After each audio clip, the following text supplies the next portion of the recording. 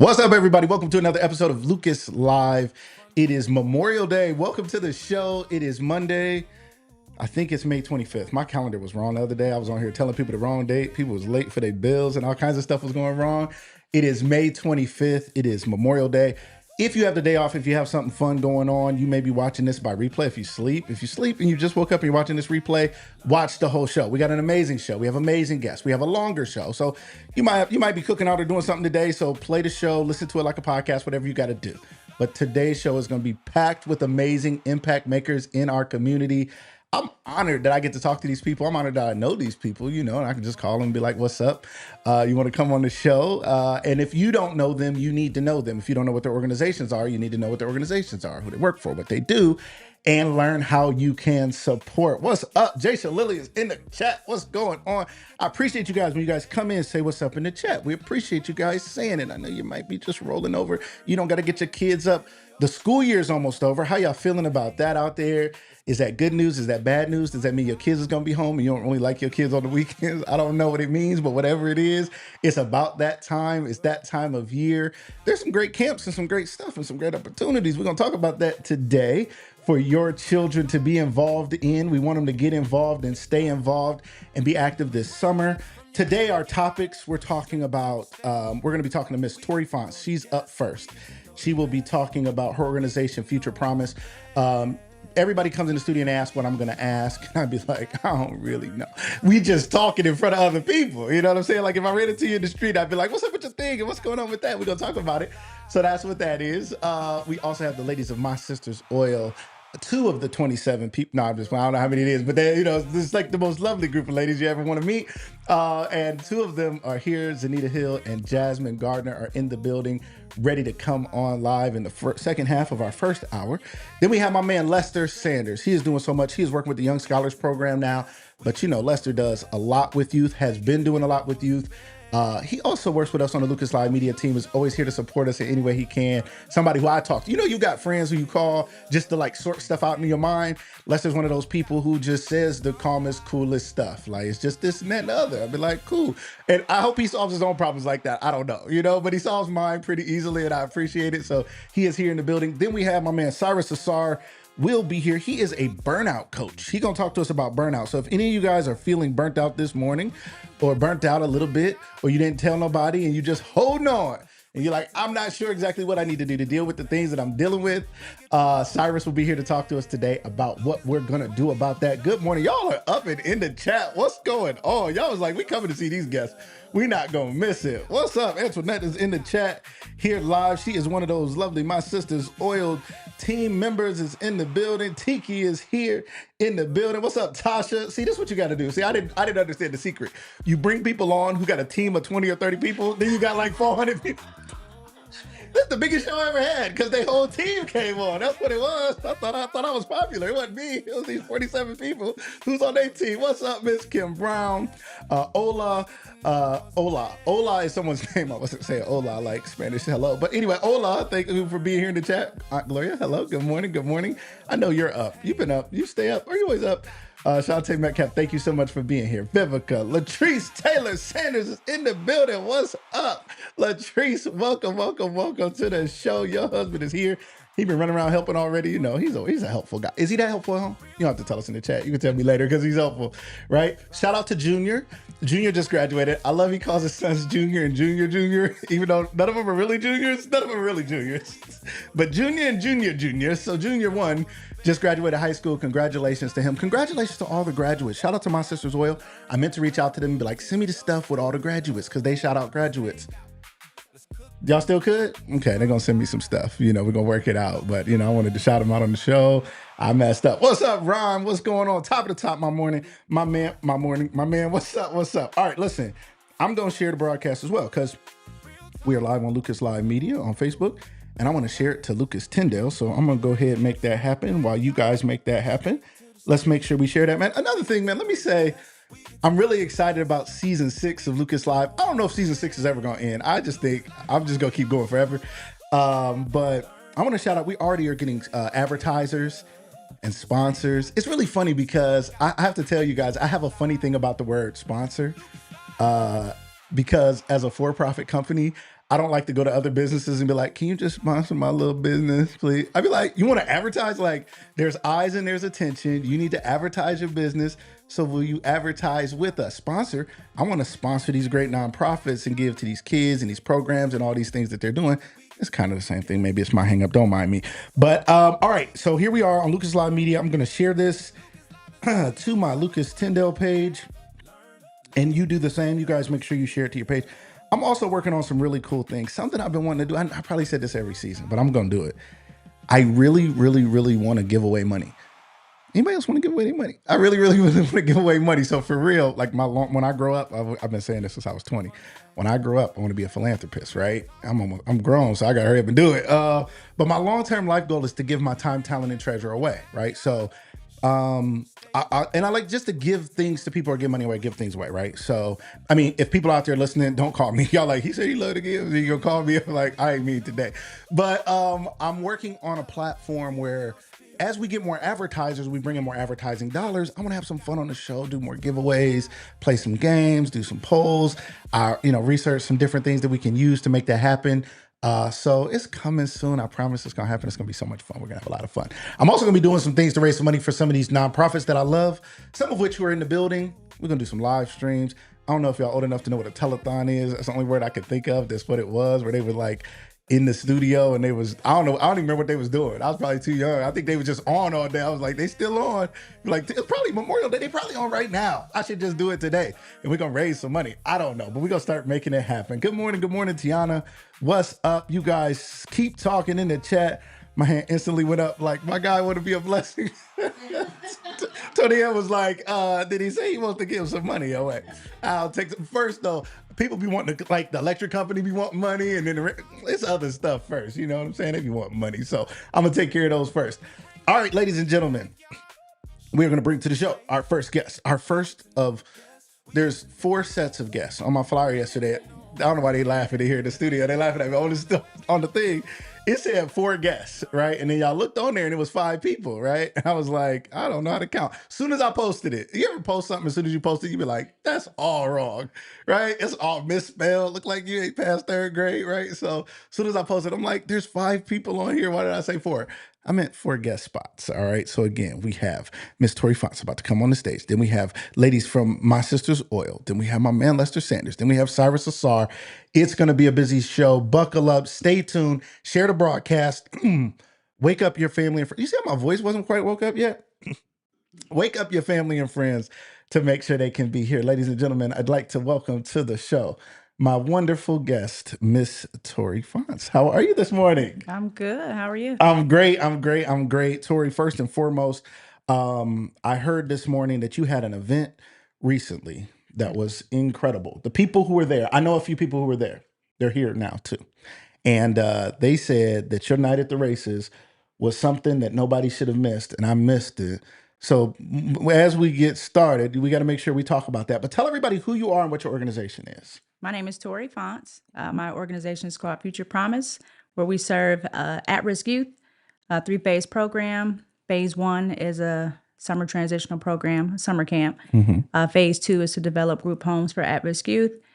And phase 3 is my dream to have a live-in community center where people can occupy space, businesses can operate, kind of like your modern-day Northeast Community Center. Love that. So to speak. Is that still sitting over there somewhere? It's still sitting over there. Is anybody in there? Do we need to raise funds? Everybody need a roof and a pool? What's going on? Is it still there? It's still there. Okay. Still there. Is anybody in there? No one's there. No one's there. You see how she said it? She said it like I've looked at it a time or two. No one's there. We're going to raise some funds and make it happen. Okay. But a live-in? What does live-in? A live-in, for example, say you go operate. Like the overnighter never ends? Yeah. It's like I'm going to an overnighter. You operate next month. Programming on a lower level, and you can house people, kind of like the YWCA. You know, some of the things that they do, where there's an operating business on a lower level and upper level, you will be able to house families. Love that. Future Promise. So what exactly, these are terms we throw around. I like definitions. What exactly is an you got to be able to talk. What exactly is an at risk youth? Like, do you know if there's one in your house? Do you look over and be like, this kid is at risk of me hurting them? Or is that what it is? No. Is it the parent, they're at risk of their parents hurting them, or they're at risk of doing something dangerous? They're at risk of failing school? What does at risk mean? All of those things. So at risk just means a person in an environment who is susceptible to certain things. They are at risk of being XYZ, or they could be. If you don't get them at this age, or you don't involve them in certain things, they could potentially become at risk. So I'm sure you probably were at risk youth. I was an at risk youth. I didn't even know, nobody told me. Yeah. I'm just running around being at risk. I didn't even know. That's why so much stuff was going wrong. I was at risk of it going wrong. I didn't know that. Interesting. So it is a broad spectrum of people who you can serve. Correct. Under the at risk. Let's talk about your summer camp. Who is that for? How do people get involved? Oh, your stuff always fill up, Tori.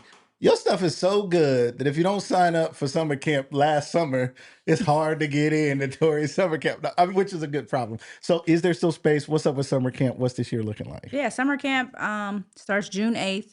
It's a 7-week program. There is still a couple spaces, probably about between 12 and 15. I haven't checked. I looked this morning, but I didn't count it out. Monday through Friday, 8 a.m. to 3:30 p.m. We focus on educational-based type activities. 3 days a week, 2 hours of educational programming. We have Where are you guys located? the Martin Center. Okay. Community partners come in, so ICASA, they're going to do like that STEM piece. We're introducing esports. Love that. Beautiful Weirdo, kind of like a girls self-esteem program. Yep.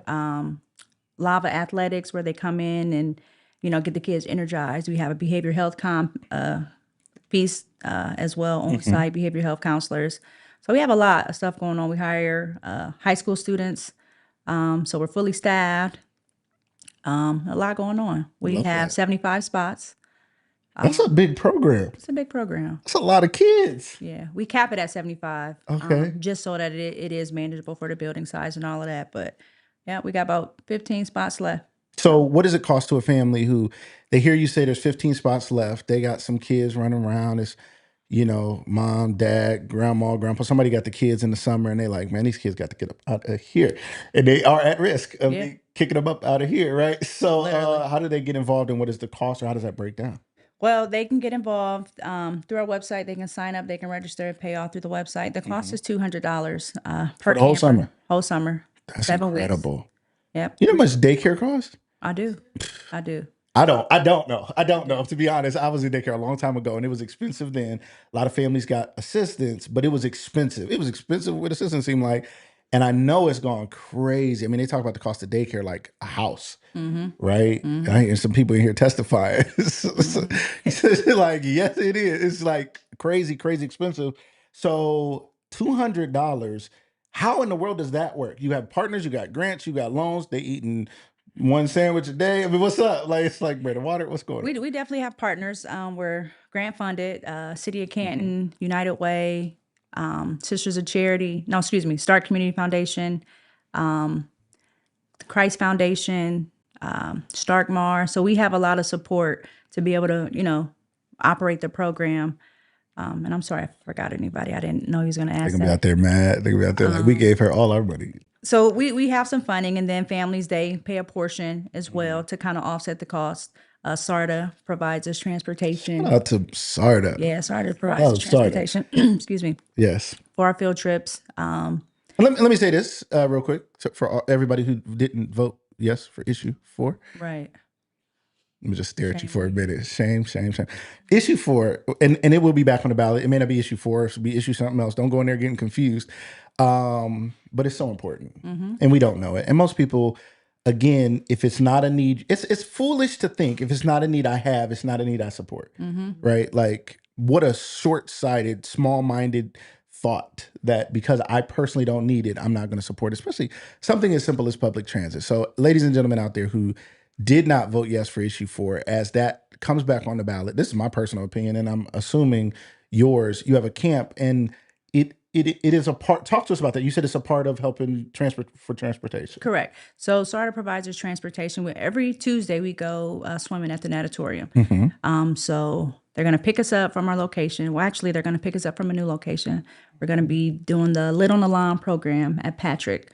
So that's another community collaboration. Wait. Hold on. No, we talking about Sarda. We're gonna jump around. You ever have people who jump around in conversations? People always apologize to me when they're jumping around, and I'd be like, "That's how my mind works anyway. I wouldn't go stick with you on the one thing anyway." So, the what program? Talk to us. What was that, real quick? We talking about Sarda. We're gonna get back to Sarda, but you just said there's some kind of program that you guys are involved in. It's called Lit on the Lawn. So That sounds like a college party. Lit on the lawn. What is going on? Well, they have like a special guest reader, and they come in and they read to second and third grade Okay. students for about an hour and a half. So they provide programming to some of our kids, and from there, SARTA will pick us up and then transport us to and from the natatorium so we can swim. They're going to take us to some of our community field trips that we have lined up Thursdays. So that's a partnership that kind of like saved us a lot of money. Transportation is expensive. It is. It's helping to offset some of those costs. So shout out to Mr. Lee for helping support that. Shout out to Ralph Lee, the good people at SARTA. And even though y'all didn't pass issue 4, they still working out in the community. And when it comes back around, we're going to keep doing it. And SARTA has not asked for a raise in anything since the 90s, y'all. The 90s. Like, everything costs so much. Imagine how much it costs to put gas in them buses. A lot. I'm about to be on the bus because they be putting gas in their own buses. I can't put gas in my car no more. But they do a lot for the community. So these at-risk youth. So first of all, community partnerships. Let's talk about that real quick. There's a lot of people out there who have a nonprofit, starting a nonprofit. Now, I'm not asking you to give away all the sauce because then they're gonna take your money. So don't do that. But they're out there and they're like, how do you do it? You have boxes and boxes of coats at your house every winter.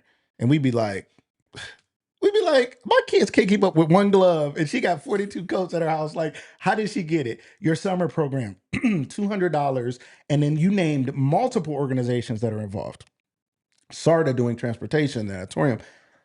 I mean, I don't know. You share what you want to share. I'm not saying so you got to write the grant form or something, but how do you do it? What does this look like? People would say there is no support in this community. There isn't enough funding. There isn't anything. And then you just rattled off multiple organizations that you're involved in. So how does it work? You don't know what you don't know, right? So you have to research. You have to do your due diligence to try to find ways to make it work. And when it doesn't work, you got to dig deeper. It's not what you know, it's who you know. You know, showing up to things that people are doing and really checking in. You know, it's your circle of people, connecting to their circle of people, networking, showing up, putting a mission out there. And what I've learned is, despite all of that, because I can sit at tables where I'm not invited or see things, what's for me is for me. So as long as I do my part, it always works out on the back end. So I'm grateful for my village, grateful for my board, just community people that sometimes they'll say, hey, this is going on. Like with United Way, somebody sent me the information. I've been getting that funding since they sent me the information. So I passed for the minority nonprofit? For the Black led nonprofit. Yeah, Black led nonprofit, yeah.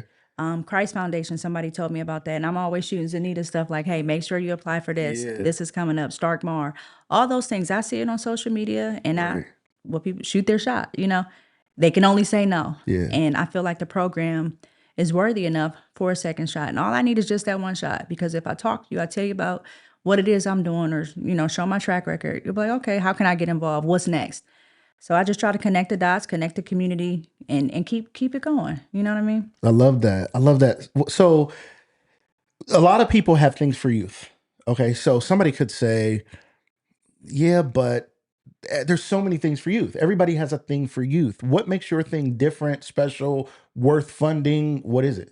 Mine is not just for youth. You know, I want to look at the whole family. So you mentioned the coats.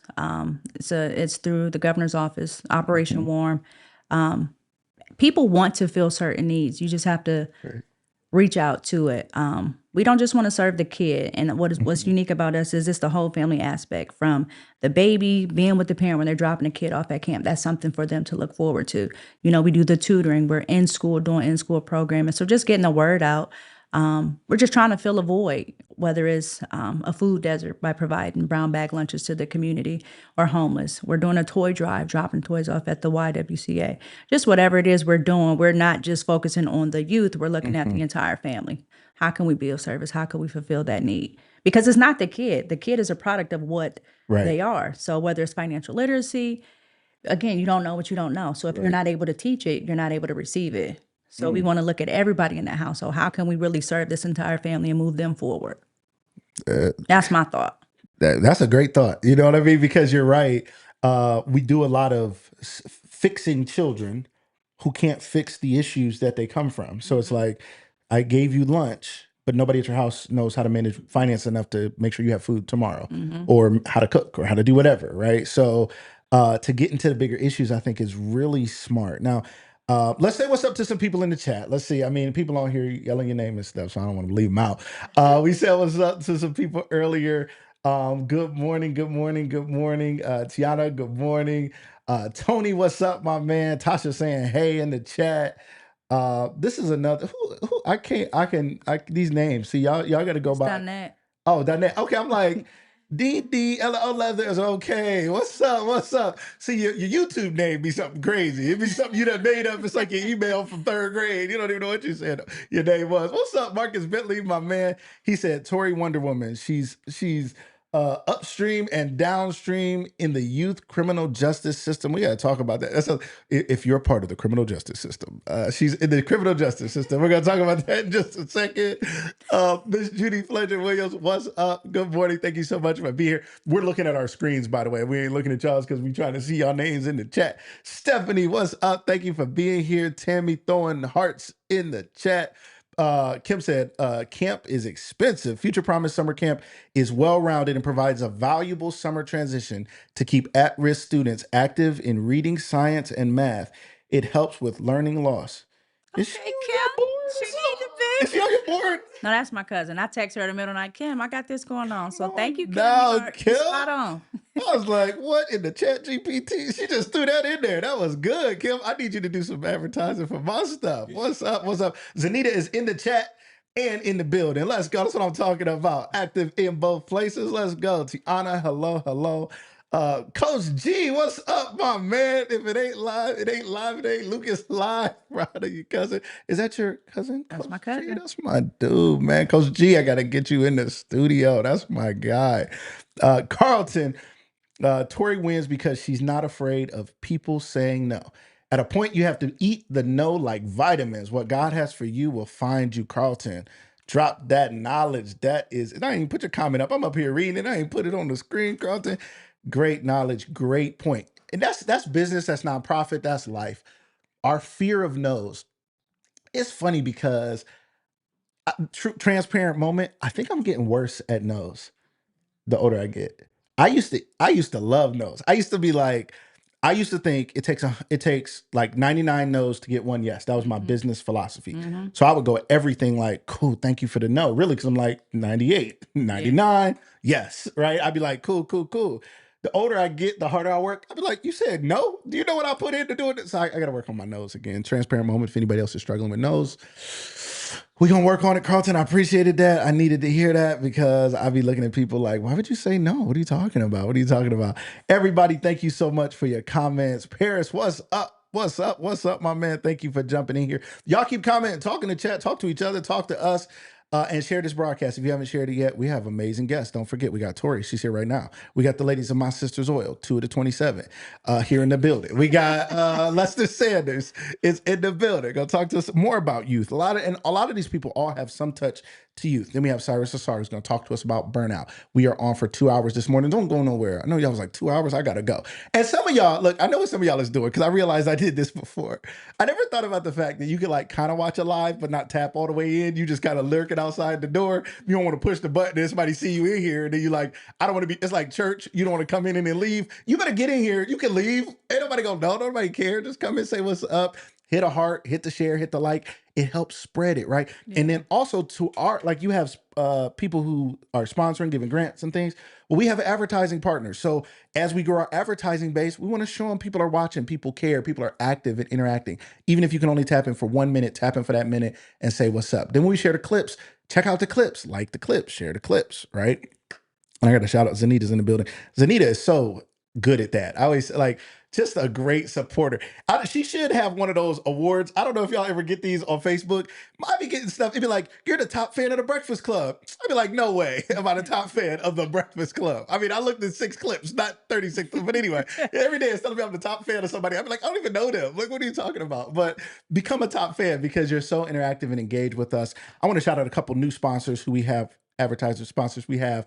Jessica Danielle Nails is back with us again. We're so excited about it. We're going to share a video from her today. She's going to have a special segment called They Nailed It, where we're going to highlight some of her new nail techs, because new nail techs get in the game. It's hard for them to get in there. People are like, no, I only go to so-and-so. It made me think of Martin. Sorry, I had a flashback. Like, you can't have Gina working on, you got to go to work on Marvin's feet. But she got new nail techs in there who need some exposure. So we're going to be doing that. It's called They Nailed It. And we're going to be highlighting them. Shout out to Sarda. Sarda's back with us once again as one of our advertising partners. And we have many more. So your interaction with us helps us bring them in, which is going to help us do more, bringing great people on this show. So Future Promise. Now, juvenile system. Marcus Bentley said that you've been in the juvenile system your whole life. He said you've been locked up. They won't let you out. Is what he said. No. Now you still have a day job or what? Like, I do. She just named 37 things she does, and she has a day job, and I don't know how that's possible. Talk to us. You truly have an understanding of at-risk youth, and you truly have an understanding of where they could end up or how they could end up. Talk to us a little bit about that. Well, I work at a juvenile detention center, and I see it on both sides, so my mission is to help the kids in my community so that they are not forced to be in a different situation as they age or even when they're young, adult system, all those things. So just exposing them to different opportunities so that they have an opportunity, so they have a chance. And even the ones that I work with, at my day job, pour into them day in and day out, show them that somebody does care. And you wouldn't believe we all go through stuff, right? Whatever situations that we're in, and just the tenacity of the kids. You know what I mean? That's what keeps me going, keeps me going back every day. You reach one, whether it's in there, whether it's in the community, you've done your part. And just go on with an open mind.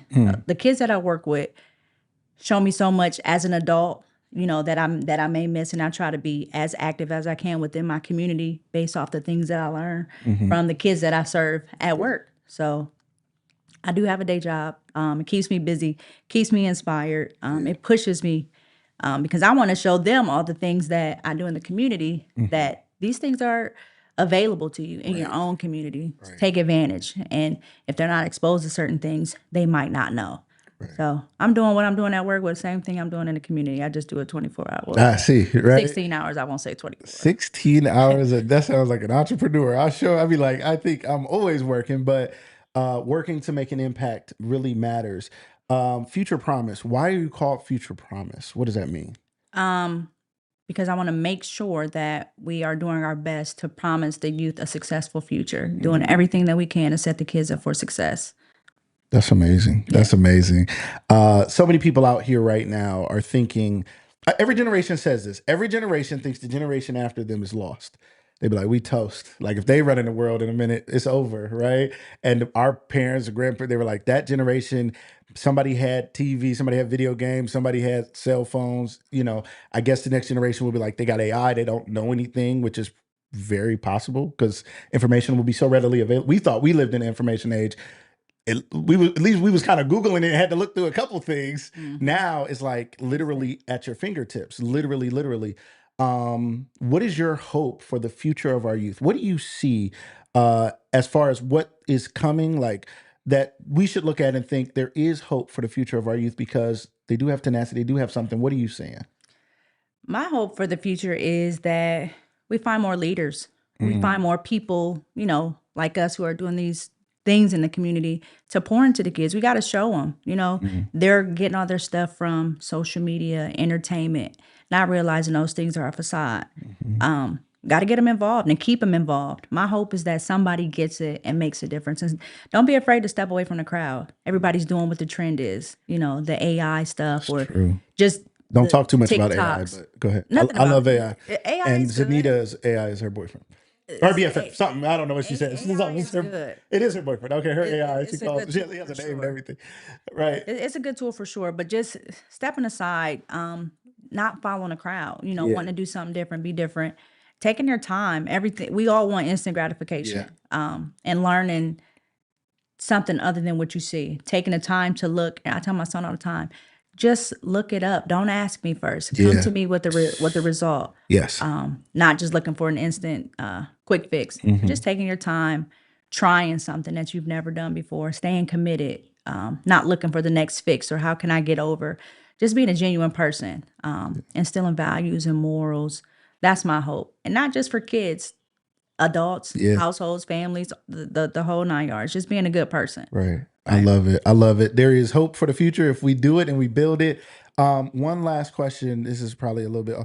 Are you like extreme home makeover Tori now? I mean, what's going on? I feel like I done seen Tori in here tearing houses up, down, and rebuilding. I'm like, what is she doing? I'm like, how does she have time to be doing this? She's like, here I am in a house. Okay, so I don't know if it was one house, if it was your house, if you about to buy up the block or something. I don't know what's going on. What's up with that? That's just a family venture. Figuring Just a out family venture it's on just in my spare it's a time. family venture. My mom, my sister, just guiding them along the path of real estate. Not sure if we're going to sell the specific property you're talking about, or if we're going to implement a business in there. So just figuring out, what can we do. Yeah.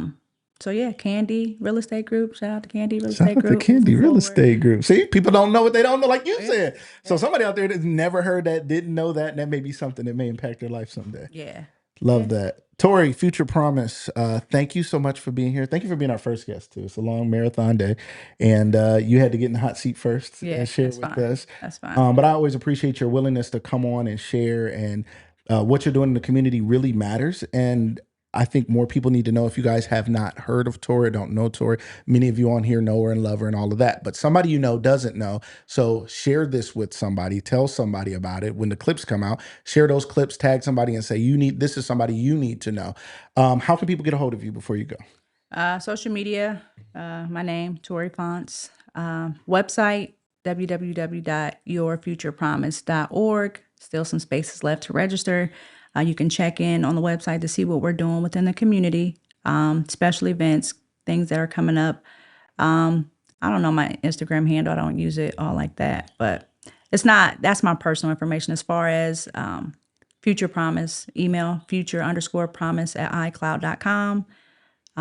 Shoot an email, reach out on Facebook, Messenger, all those things. All those things, ladies and gentlemen. Tori Fonts in the building. Future Promise, ladies and gentlemen. Check out that summer camp. Get involved. Only $200 for the whole summer. And we're going to get to our next guest in just a minute. Thank you so much, Tori. All right, ladies and gentlemen. Tori is relieved of her duties. You're welcome to hang around or you're welcome to leave. We are going to check out this quick commercial. This is from Jessica Danielle. I told you guys we're going to do a special segment for her as an advertising partner, and we're getting those things in place. In the meantime, I saw this video that she posted talking about some of her new nail techs. So I want to share this with you. Don't go anywhere. Like, you can sit your phone down and do something else, but don't click off. Don't start scrolling, getting all confused.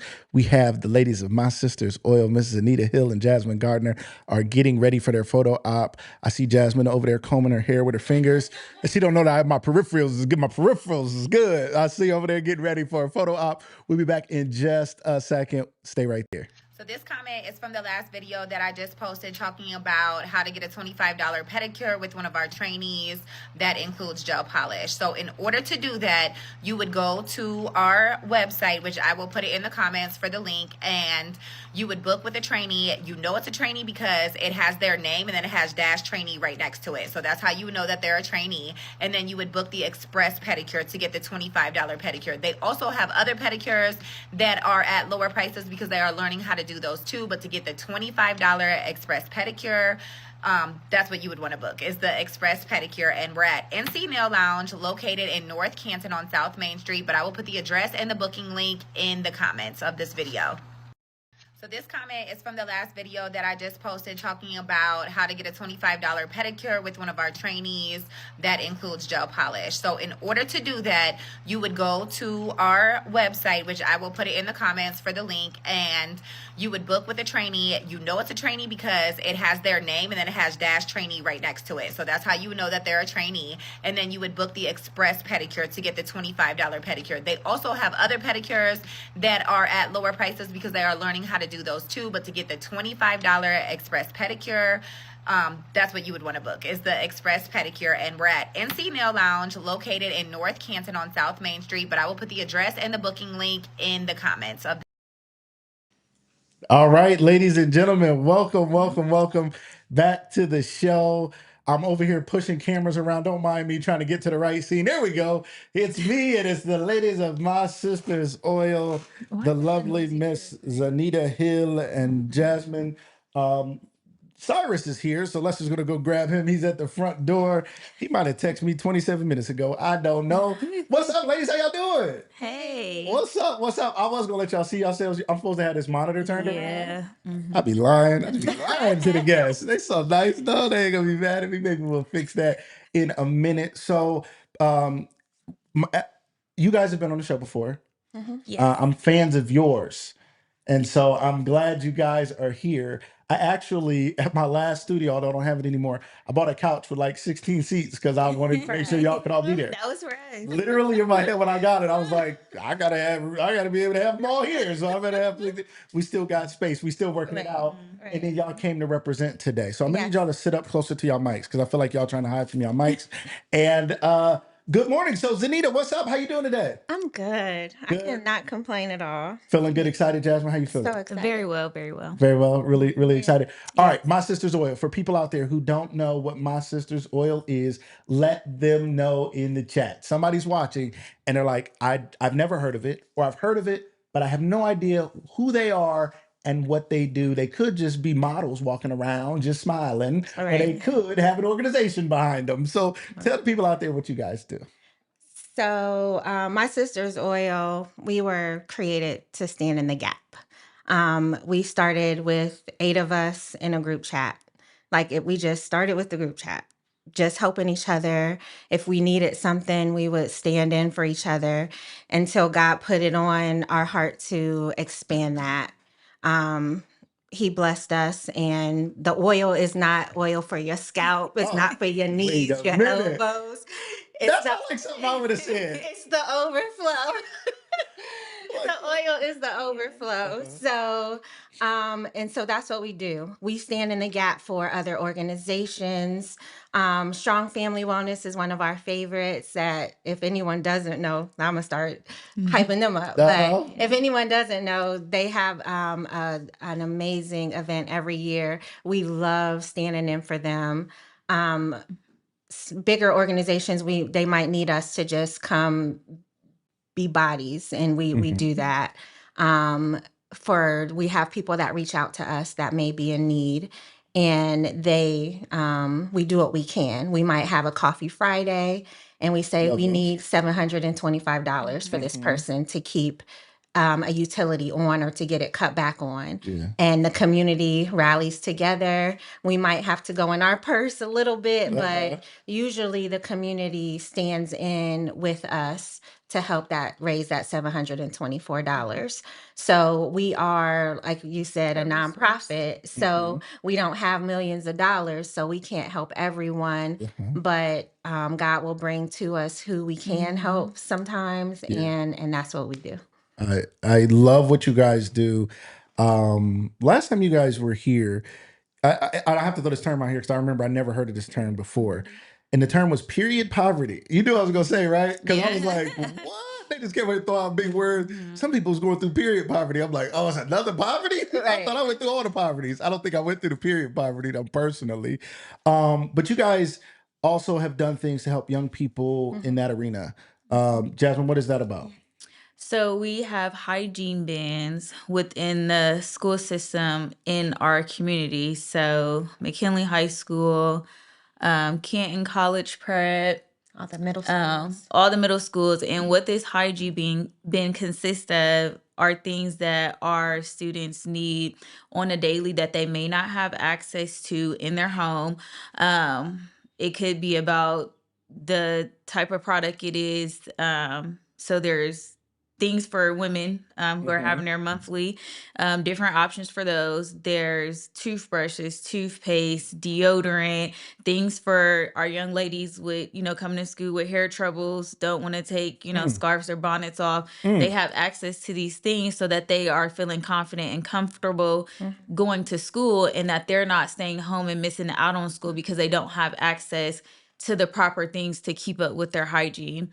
So not only are we refill the bins as needed, and then we also have requests now for other centers and schools that would like to have the bins in their schools or businesses as well. So we, take our donations usually when we have an event to help us to keep up with that need in the community. That's really awesome, because I think something as simple as that is not something we often think about. That it is a need, or if my daughter is at school and she's texting me and her mom, we're doing whatever we got to do, right? Because we have the means to take care of that. Right. Somebody else texts their mom and their mom is like, I don't have nothing for me. I don't know what to do. Ask your friend, right? And then that's embarrassing and that's tough. So to meet a need like that, I think is very unique, because I do think there are times where our services overlap and then there's a need in there that nobody ever thought about. And that was one that I had never thought about until you guys talked about it. I'm gonna have Lester turn this monitor around to just spin that a little bit. Not too much. Pull it back towards you in that way. Yep. Right there. Just so they can look at, they started shifting around in their seat. Now it's kind of in the camera view. Y'all see that in the camera view? What y'all are looking at is making sure that they got their close up and they can see what's going on. You know what I mean? But I wanted to see some of the people in the comments who are clapping and cheering. Capri Marie is here. She says, "Hey Z." Capri Marie. Tasha says, "My sister's oil is dedicated to empowering, encouraging, and being a bridge to help to those in need.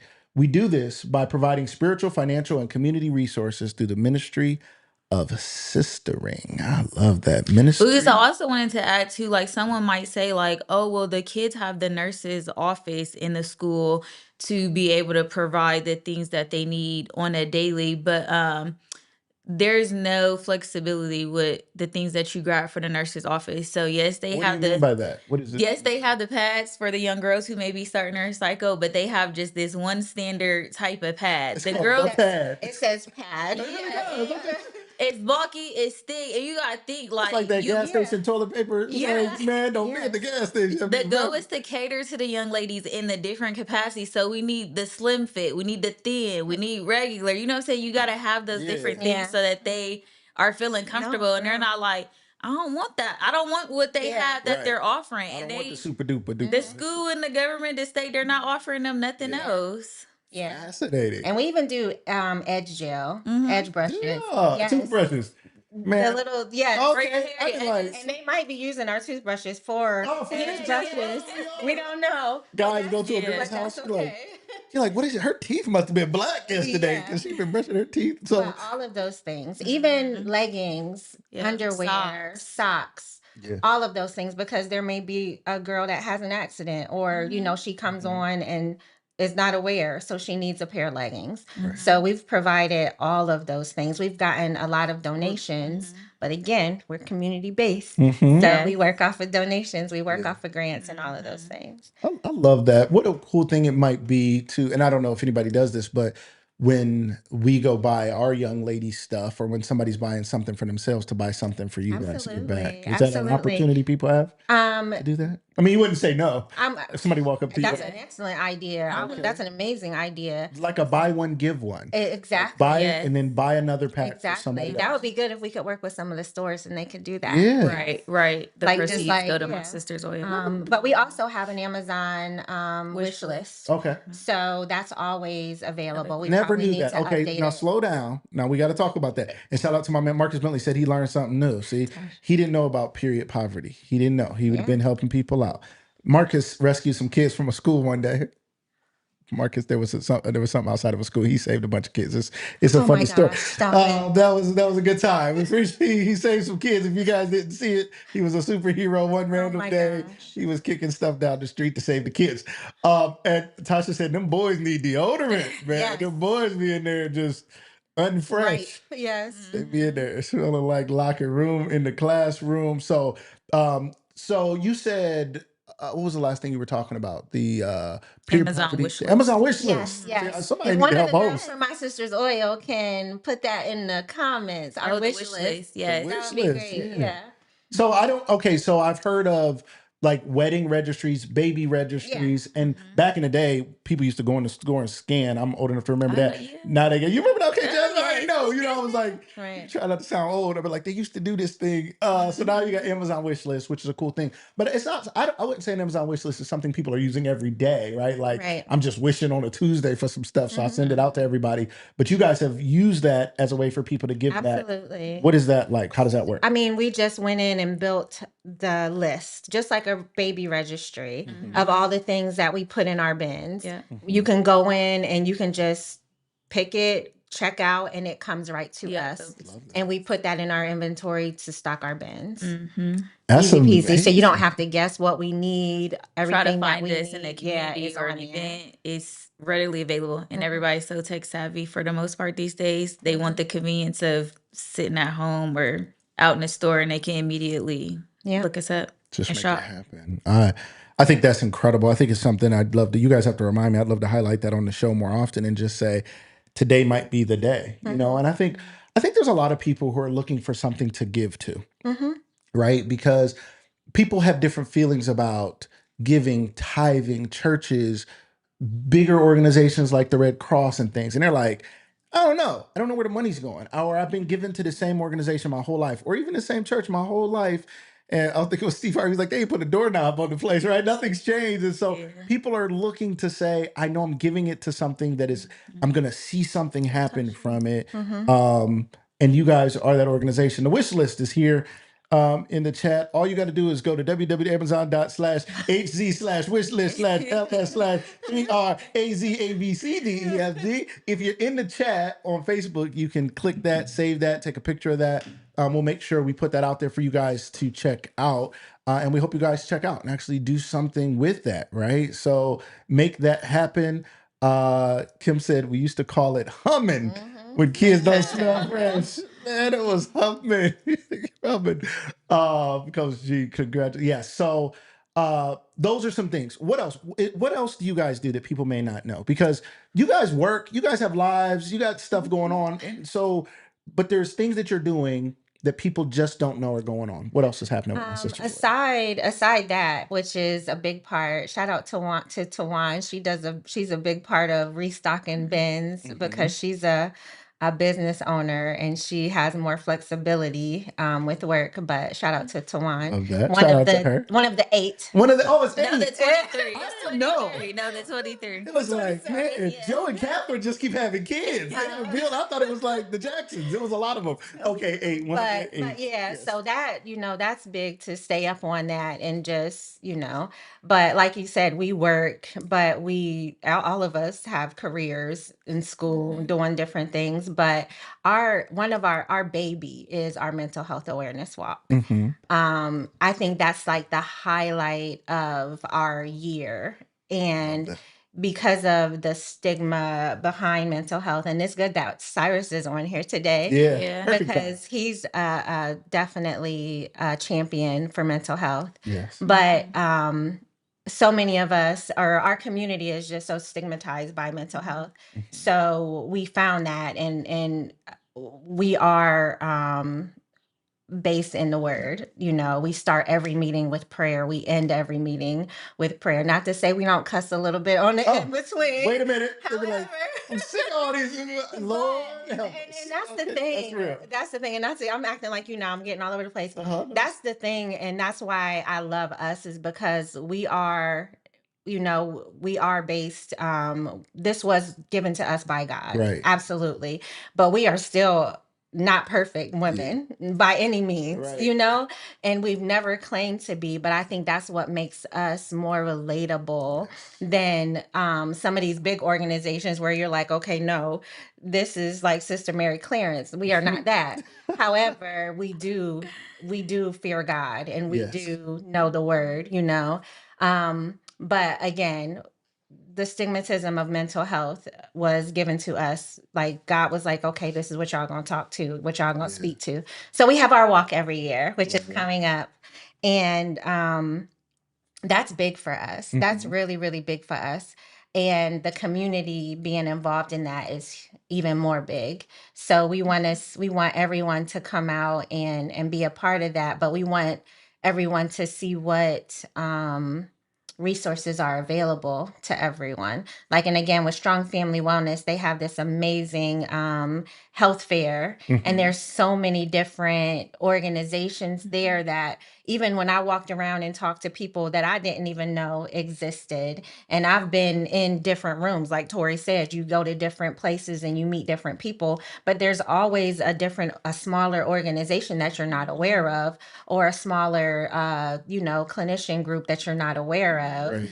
And everyday people don't know that this stuff is here, just like with Cyrus and his burnout. There's so many people that are in school, taking care of littles, working, all at the same darn time, Absolutely. and that burnout is real. Yes. That burnout is absolutely real. So that's why we do our mental health awareness walk, for you to even just have that community, even just come and be with people, to just breathe, like we just said, just to breathe, to do some yoga outside, to do some step aerobics. So you're telling us, so where is it at, and when is it? And you're painting the picture for us, people out there. There's step aerobics, there's yoga, there's walking. It's not just a walk. Food. There's food. Yeah. Okay, Yes, well, food. that's good for your mental health. One, so with the food. Yeah. Yes, love that. So where is it at, and when is it? June 6th at Harmont Park is where it'll be. The walk starts at 10 a.m.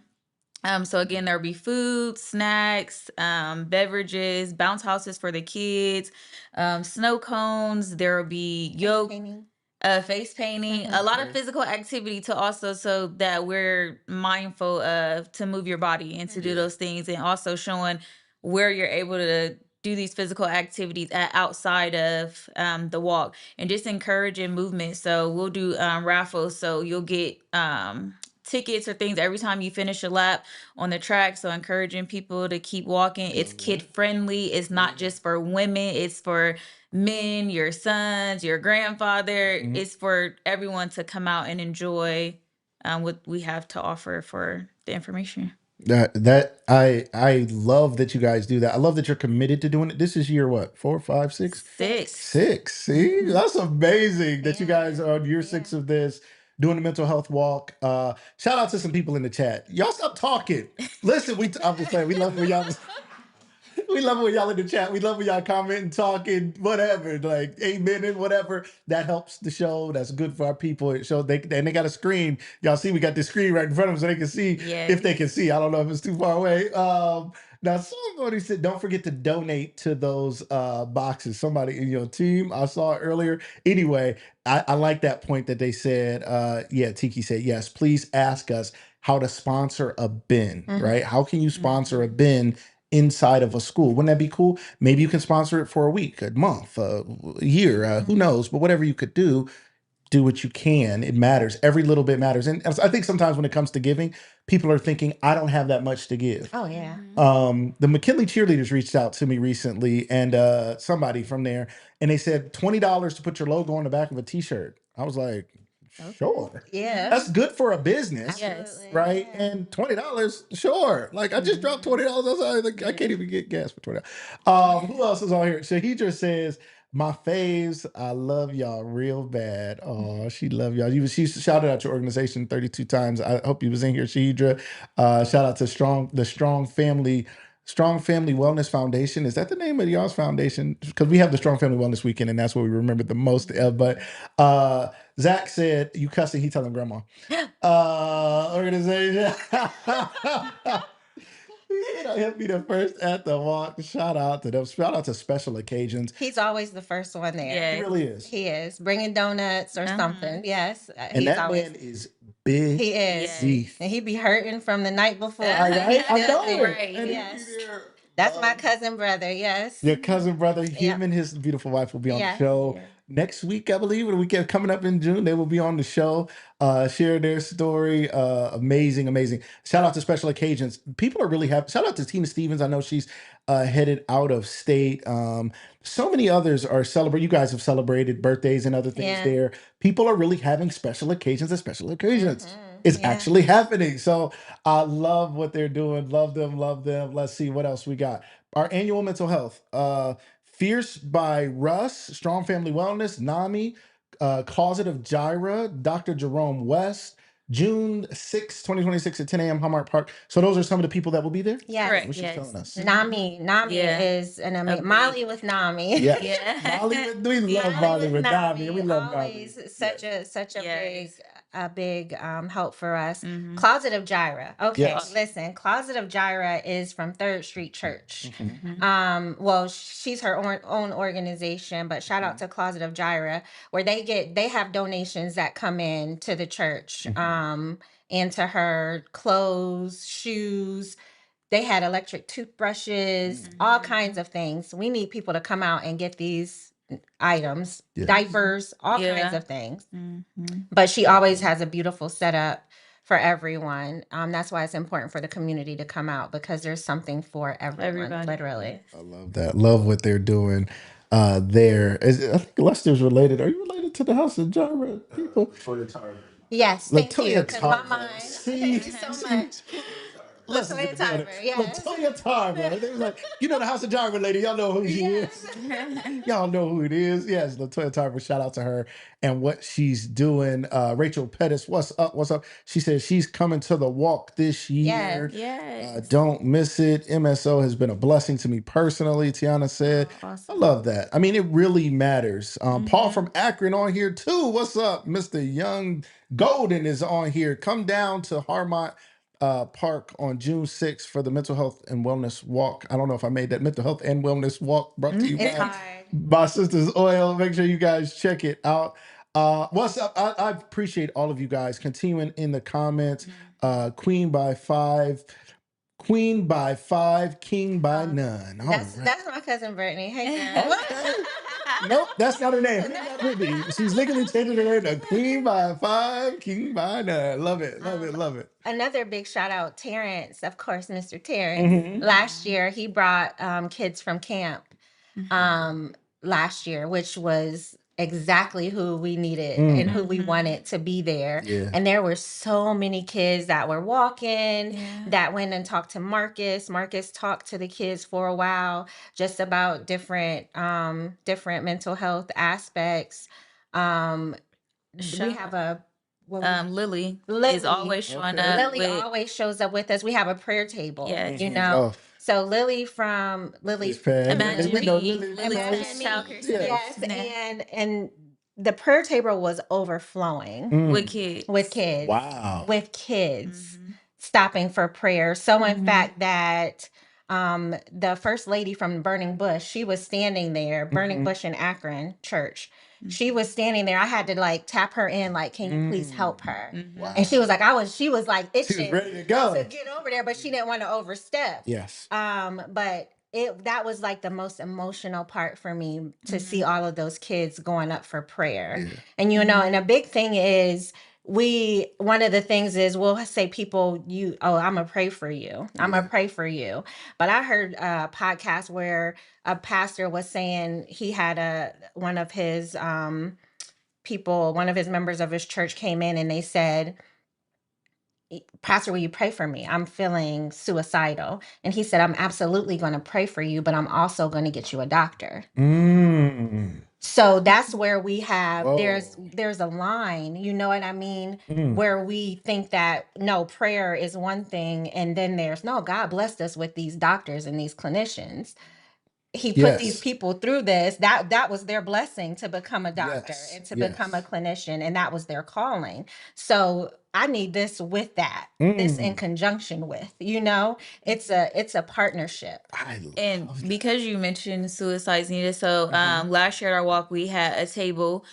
We have lost some loved ones, some friends, children who are, extremely close to us.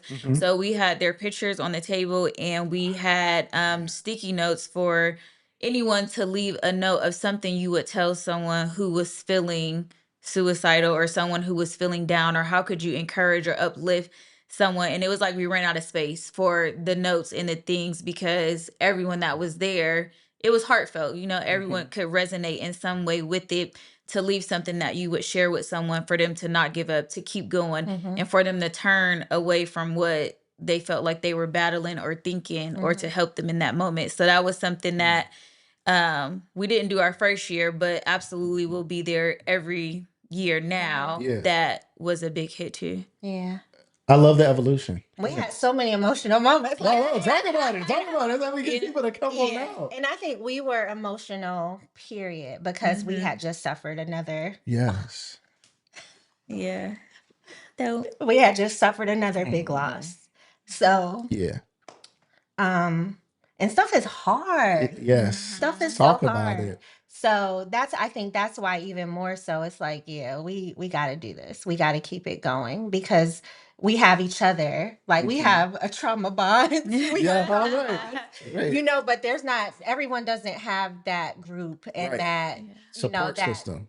that support. So we want to be there. Just if you can be by yourself and come out and get a hug. And some people don't want to be touched. We don't got to get a hug. right. But just to see that community, that these things are available, these resources are available, or that there's just other people going through something, you know, and it's amazing. I know you've heard. If you don't have friends that can pray for you, you better find some new friends. Or you better join another circle or something because don't only have the friends where you can call and they want to hype you up on whatever boat you on. You need someone to immediately, Father, we come into you right now in your name and begin to intercede on your behalf because you're calling me because you're unable to seek that right now. So I better find some friends that's gonna pray lower first. you through the roof. That's what I always think. Like I want friends that will tear the roof off and lower me into God. On your face. Right? Yes.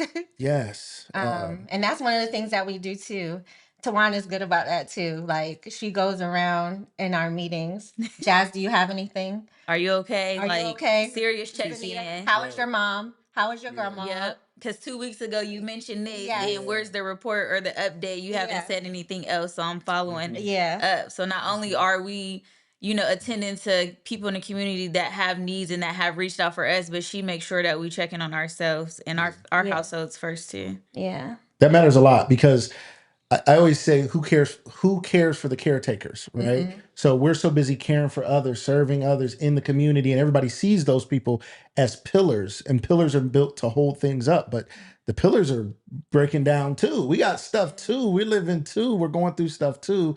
So to have people in your life who will check on you and to be so sincere about it. I love the comment about if you don't have people who are able and willing to pray for you. What good is it's like where 2 or 3 are gathered together, but you got 2 or 3 people who have no connection to God. You just 3 people with no phone, no connection, no internet, no Wi-Fi, no nothing. And it's like that's God's intention for community was the power of coming together to manifest things on earth as they are in heaven, and we miss it. Yeah. Or all of our connections are around shallow things. Yes. I'm grateful the guys who are here today, Lester, Cyrus, are guys who we talk about deep things. And these are guys, I always find it strange and like these are guys who check on me. And men, we don't have a lot of that. We don't have a lot of guys. I'm fortunate I got a few guys. We just be like, all I'm checking on is the Eastern Conference Finals. What's up with the Cavs? And so that's all guys talk about. But they have guys who just be like, I'm just calling to check on you. I be like, what? Like I'll see Cyrus post something, he out of the country or something crazy. And then 10 minutes later, he calling me. I'm just calling. I'm like, how much do it cost to call me right now? Where are you at? Right? Like, but to be like that, Lester comes around, he's like, how can I help? Right? He comes and sees all that I'm doing and all that I'm building. And he's like it's church. It's like what can I pick up paper off the floor for you? Can I move a microphone for you? What do you need? I'll do it. Even if I don't know how, I'll figure it out. I'll try it. To have people like that in our lives is priceless. And I think one of the keys to that, though, for people out there who are saying, well, I don't have anybody like that. The greatest thing you can do to get people like that is to be somebody like that. Yeah. Right? Give to your circle. Give to others, show people love. And it's not always a one-to-one thing. The person you give to might not be the person who can give back what you need, but God will make sure that comes back to you so that you have the help and support you need. One more time on what you guys have coming up before we have you guys go. I hate that any of these interviews ended. I'm going to start streaming like Kaisa Nottingham, and I'm just going to be, and we're just going to be in here. And everybody can talk about whatever they want, as long as they want. All this stuff. And we're going to come to the mics and back and forth and walk around and kick it. We're going to do some of that in the future. And I want to do that and raise money. I'm serious about that. Where we come in and we hang out and we raise money and we call out our needs and we pray for people and we do things that really is going to be a dynamic dynamic. We're going to lock in until we raise everything we want to raise. For people out there who want to support, one more time for the mental health walk that's coming up so they know about that. And then how else can they get involved to support My Sister's Oil? June 6th, 10 a.m., Harmont Park. We'll be out there. You don't have to be there at 10. Just come through. It's not like a marathon where you just got to keep going around, but you get prizes or you get entered into drawings as many times as you go around. Zumba, step, yoga, treats, food. This is people a free speaking. It's event. free. It's free. Absolutely Come, free. it's free. Come as you are, like church. Yeah, right. Come as you Bring are. a friend, tell a friend. Yes. June 6th, Harmont Park, weather permitting. God has blessed us 6 times, That's 5 amazing. times. Yeah. So it's always beautiful on June 6th, on that weekend. Incredible. Yeah. He clears the skies. I love Yeah. it. I love it. Go ahead, Jasmine. Instagram, My Sister's Oil, our website, www.mysistersoil.org, Facebook, My Sister's Oil. So inbox us, DM us, read more about us on the website. That's how we can be reached. That's how they can be reached. Ladies and gentlemen, 2 of the 8 members of My Sister's Oil. If you were watching earlier in the show, I thought they had 27 people. They do so much. That's what it is. They do so much. I thought there was more. Shout out to all of you who've been in the chat and comments. Don't go anywhere. We have 2 more great guests. Mr. Lester Sanders and Cyrus Ausar are coming on. You guys have been great. Thank you guys for hanging out with us. It's like the cookout. Like the cookout has started early and we on here this morning talking about all these great things that are impacting our community. And don't just watch the show and say, oh, that was good, or I'm glad they're doing it, right? Get involved. When we're done with this, go on that wish list and just get something that will help somebody out. Find out how you can get involved with all these organizations. Donate if you can. Let me see one more comment. She said, like it's church. You said it, Lucas, because we are the church, right? It goes outside the building. We are called to love and support one another. And that takes place outside of the 4 walls, not just in the church house. And she's doing Zumba. Sully. Yeah. Zumba with Sully. Sally Sale, Russell doing Zumba. Russell, you need to come on my show. Also, okay, this is your official invite. I was thinking about you one day. I said, I don't know if I ever had Russell on. And that's kind of messed up, ain't it? Right? You can fight me when you get here. All right. Thank you guys so much for being here. Thank you for having us. Thank you guys. Love First you guys. show, remember? What's that? We were your first show. You guys were the first We were show. the first show. Yes. You were. I never forget that. Our picture should be on the wall. It should. Yes, with the 23 signatures. It's an absolute shame that it's not. Okay, I'm gonna get some people in here to I'm gonna bring We you gotta a get that picture. together. Yeah, we have the perfect one for you. Good. Yes. Good. All 27? Will everybody be in there? All the members? Randy, Tito, Jermaine, James, all the members of the Jack will be on there. I love you guys. I think you guys are amazing. I think you guys are powerful. I think you guys are like X factors in our community. And I don't even know that everybody knows what you do. So I'm so glad you guys were able to share it. And I just want to support everything you guys do. Thank you always. Thank you. Absolutely, my pleasure. All right, ladies and gentlemen, we are going to do some transitioning here. We're gonna get around. If you guys are leaving, thank you guys for being here. You guys are good to go. I'm gonna turn their mics down so they're not over there bumping and thumping. As my mom would always say, "What y'all thumping and bumping up there?" I'd be like, "Mom, what does that mean? Thumping and bumping? We sorry." So, My Sister's Oil, Future Promise. We heard from 2 great organizations already this morning. We're going to check out this quick transition video. This is some of the best of Lucas Live season 6 so far. You guys don't go anywhere. If I come back and you're not here, I'm going to be offended. Okay, so don't go anywhere. I'm going to be like, where'd they go? Stay right here. We'll be right back. But be somebody that there's something to talk about. And so I've taken that. If the kids come at the school, I work at a high school. I work for Kansas City Schools, and kids will say, "Oh, you know what? My aunt and uncle or my dad or my such was talking about you." I don't even entertain it by saying, "What did they say?" I say, "I'm somebody to talk about." And can I be honest? It totally calms the water. I didn't want to be here, but I'm here because I'm trying to be nice. And then I have to deal with that. I have to sacrifice my life yes. because I So was being nice. just because I text you and say, thanks for the invite, but I'm gonna have to pass. That's not me being not nice. Right. That's That what was I would kind. think. Actually, it was kind of me That's to what I tell you. would think sometimes. Oh my God, they're gonna hate me. They're gonna. Man, I'm tired. My main thing in life is I want them to never have to work like I did or try to get it out the mud like I did. Because I literally started, my parents bought me a $75 plastic nail table when I first started. And then basically it was kind of like, take it from there. Yeah. So it's kind of like, take it from there. Great. Right. And like, I don't think people realize too, like how much has went into that since then, like all the long hours and sacrifice and all that type of stuff, because people don't understand what all it takes to actually get to be quote unquote successful too.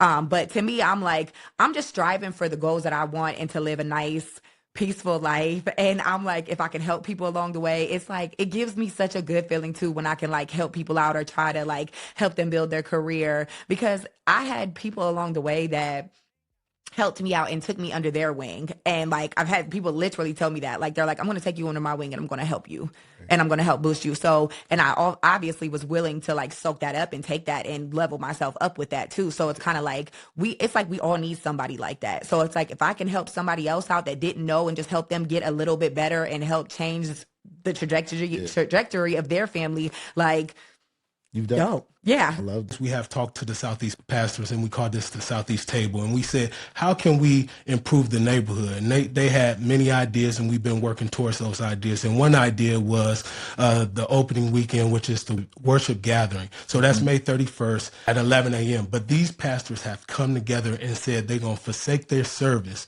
to have one service on Sunday. And right now it's 15 churches on the Southeast, and 15 churches have said, hey, we're about to do unity one time for the Lord. So different denominations, different races, different everything. Stand in my truth. Again, you got to stand in it with a little bit of confidence and boldness. And at the end of the day, like, God will work it for his good. He took my greatest mistake and is now working it for his glory in a very, very, very short period of time. Wow. And I think as you start to learn who you are and you learn how to surrender and you give God your yes, he goes in the driver's seat and you're just a passenger princess. And I'm just along for the ride. So I came back the next week and I'm like, why don't we have that here?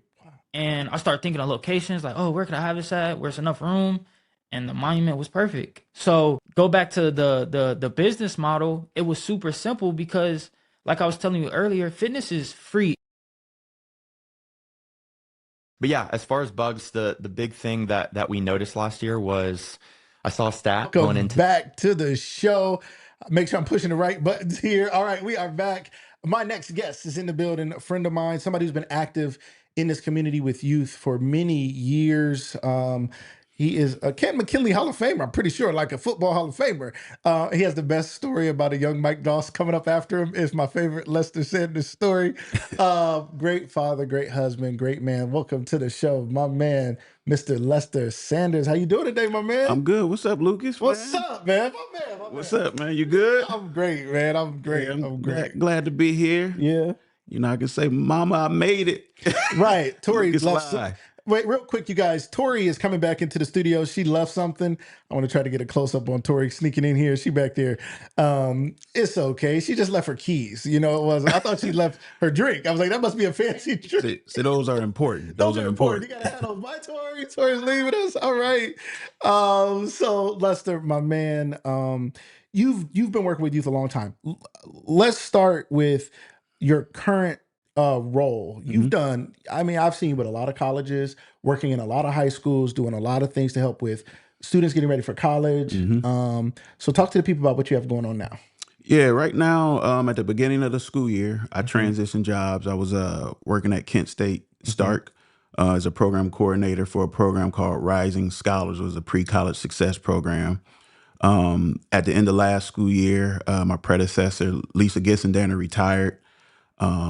And so from the Ohio State University's Young Scholars Program. So that opportunity came available. I put my name in a hat for it. Okay. And I was blessed to be able to get the position.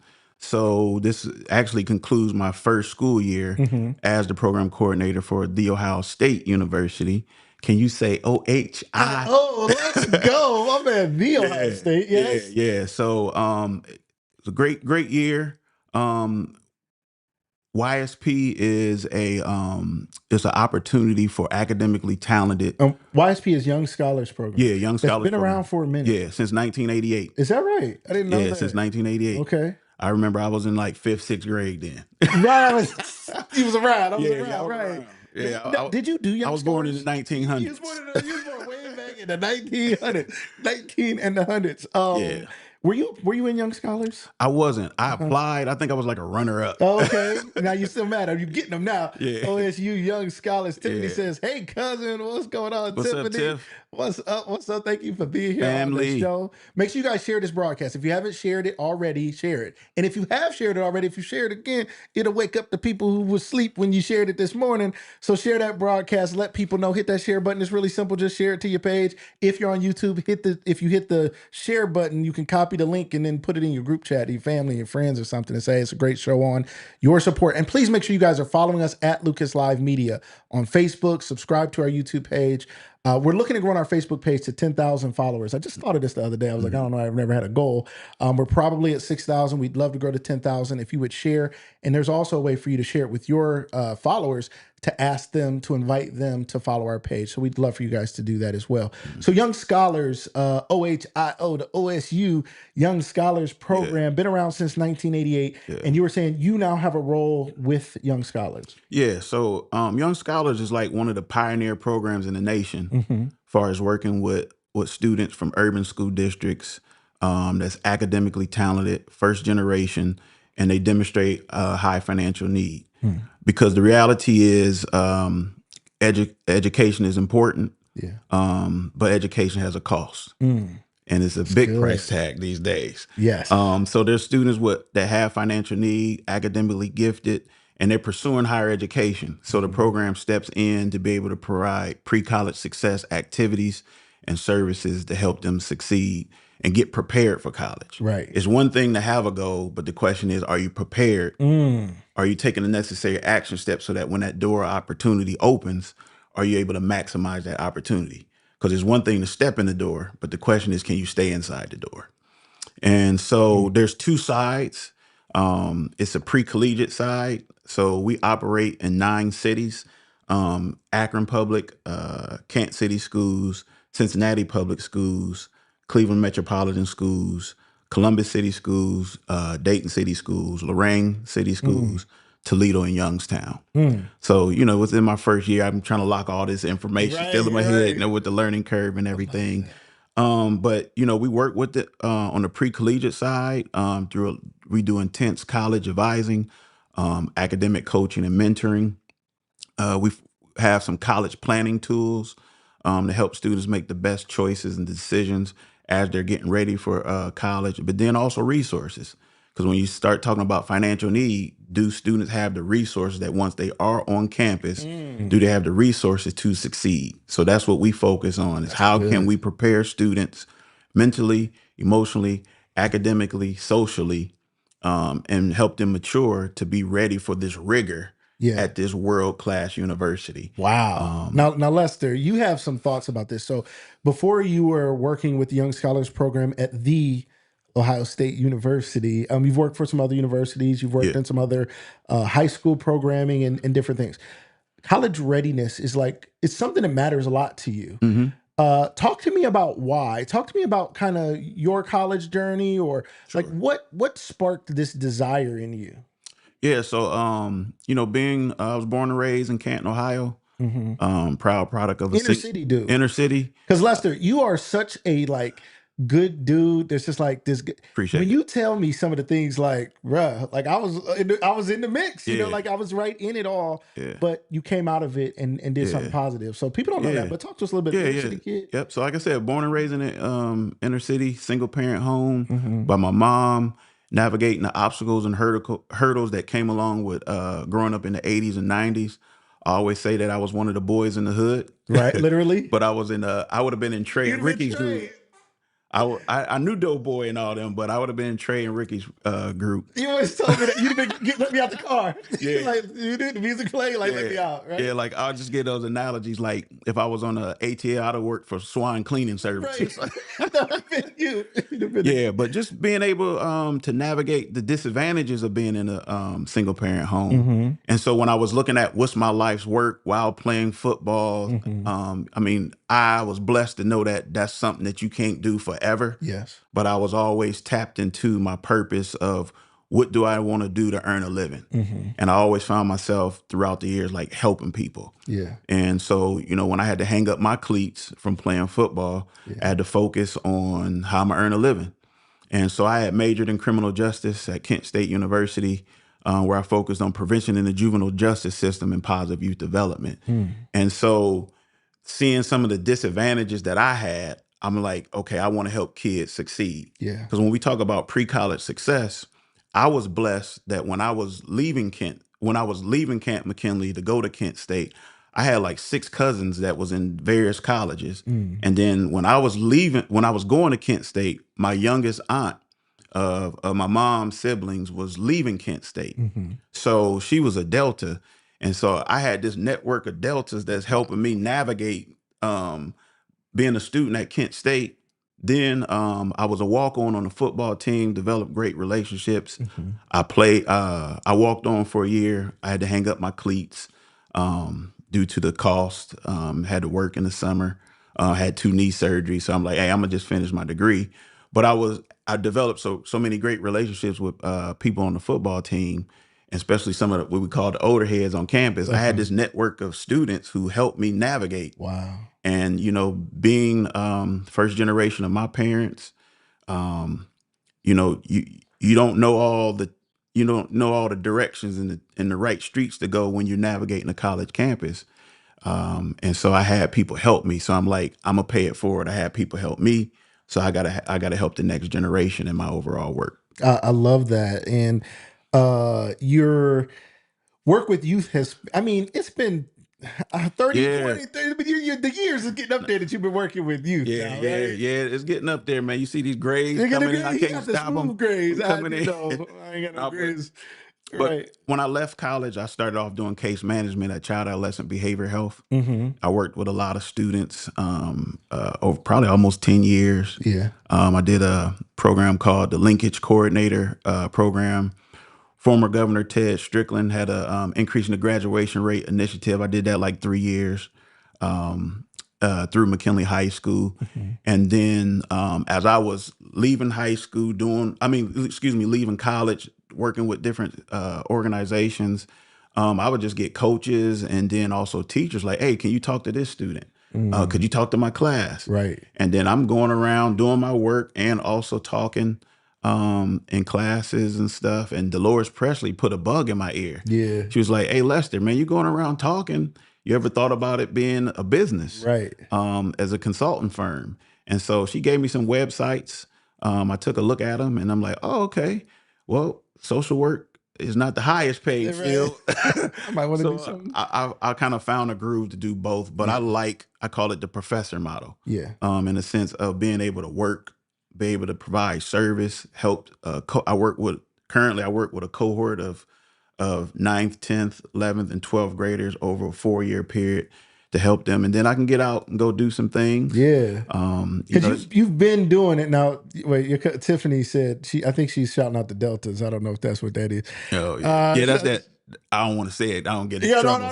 But you're right. I think what it is. They got these calls. And if you do the calls and you ain't in there, they jump you. Yeah, man. I don't want to so I ain't gonna do the call online. Shout out to the chat. You guys keep commenting in the chat. We appreciate you guys.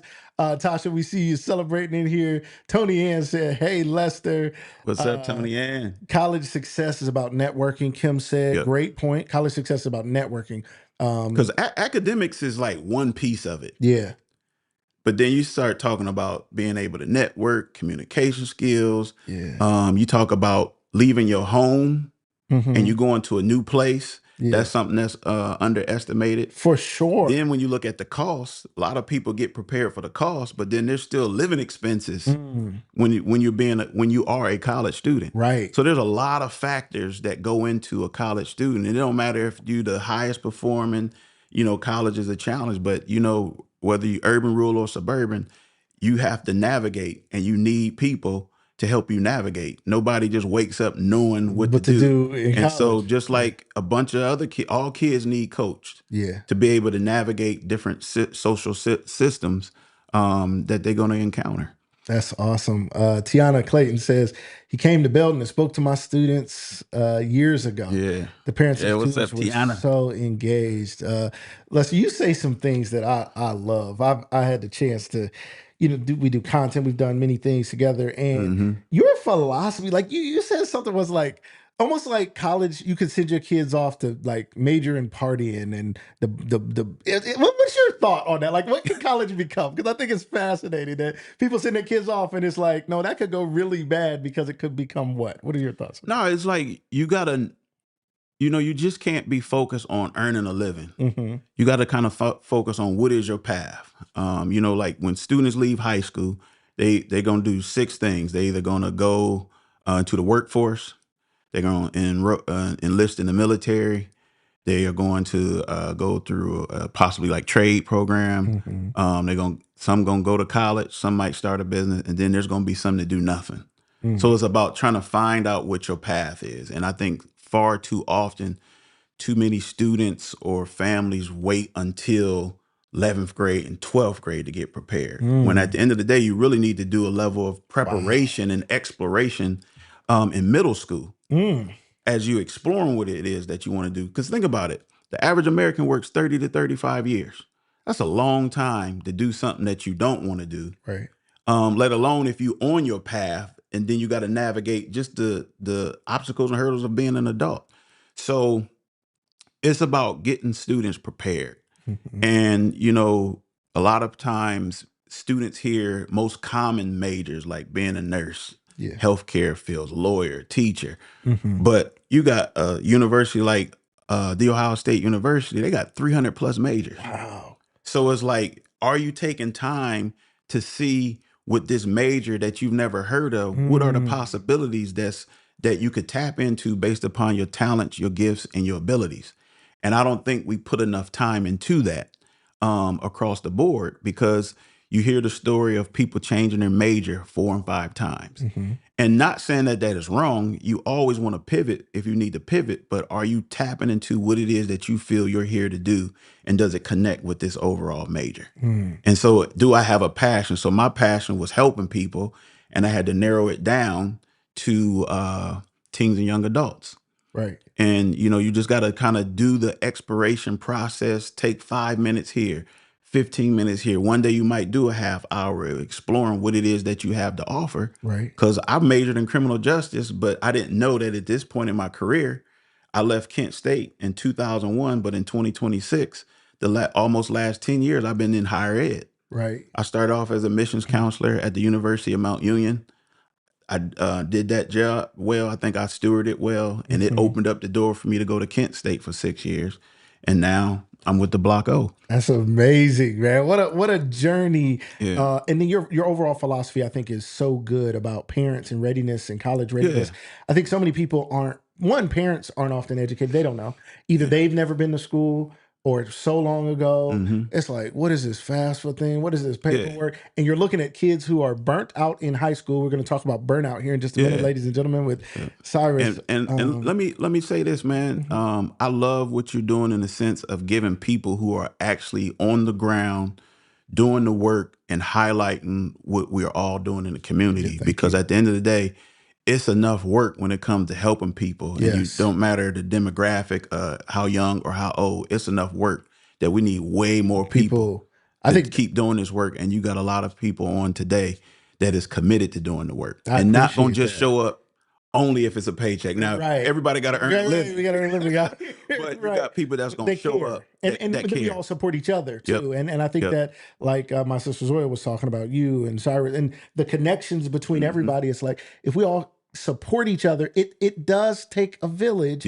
But I think oftentimes the village is disconnected. They don't know where to plug in. They don't know how to help, or they're so lost in their own issues that they don't know how to get out there and get involved. And I think college is another one of those things where it is overwhelming. Yeah. Like my daughter's in college now. It's expensive. Like Yeah. even just little stuff. Like I mean, it's just cost for everything, yeah. right? And even little things like I need to get my hair retwisted. Right. Well, it's like she hit me up for $50 to get her hair retwisted. Yeah, you away from home. Who gonna do? I had the person at home to do my hair. Now I got to do it. Find somebody on campus. And what's that cost? And what's that like? So, like, I give an analogy. I think YSP and other programs, when we talk about preparing kids for go to college, YSP Young Scholars Program is like a Waze app for first generation college students. Wow. I mean, we use navigation apps to get where you're going, and on average, you use a navigation app to get to somewhere that you haven't been before, right? That you don't know the directions, right? And so, I think we got to pause in our community. We look at all this tech that we have all these innovations, but at the end of the day, you can't get around kids being developed and raised. And that's no matter if you're urban, rural, or suburban. Right. I have a heart, especially for inner city urban students, but at the end of the day, he said, these are all our children. Will either benefit or pay for what they become. I think it was Baldwin. So it's like, we gotta benefit from what they become because they become good members of society, or will pay for it because they don't. Yep. And so it's like we gotta be able to give them turn by turn directions, to help them on their path. Yes, because as we use navigation apps. It might be a pothole in the road, or a bridge is out. Right, they got to figure out how to do the twists and turns. Right, and so that's what YSP focuses on, and that's pretty much what I've been. While I may have a program coordinator or through my own speaking company, I'm a student athlete communicator, but I'm at the heart of it, I'm a life skills educator. I love that. So it doesn't matter if it's one-on-one in a classroom or on a big stage. We got to help students navigate this thing called life. And we can't be so busy and caught up in technology, because at the end of the day, there's some things that AI can't do. That's true. When it comes to student development and helping them find out what their path is. Right. I love that. All right, continuing. I don't know. I mean, I guess our conversations go fast just because, but continuing down this road, talk to us more about YSP parents out there who are thinking they have kids or grandkids, nieces or nephews, and they're thinking, I've heard of it my whole life, but I have no idea how to do it. I'd love for my child to go to Ohio State University, but I don't know if our need is big enough, if they're special enough, if they're whatever. Talk to us a little more about the program, and then how do people even apply? Yeah, so students enroll in 8th grade. So I just enrolled a class of 14. We can pick up to 15 students a year. So program eligibility, they got to reside in one of those school districts that I talked about. They got to qualify as first generation, simply meaning your biological parent did not earn a 4-year degree. Okay. So that's one of the criteria. And so they apply 8th grade, go into 9th grade. They got to have a minimum unweighted 3.3 GPA or a 3.5 GPA or above. And so they apply, they go through an application process. They have some essays they got to do. And then they go through if they're selected to interview, they go through an interview process. We had a great interview team of different people from the community. Awesome. And so it's just a matter of just applying. Yeah. So first generation, then you got to have some form of of express financial need. Love that. Yeah. But it's just a matter of doing the research. The website is ugeducation.osu.edu.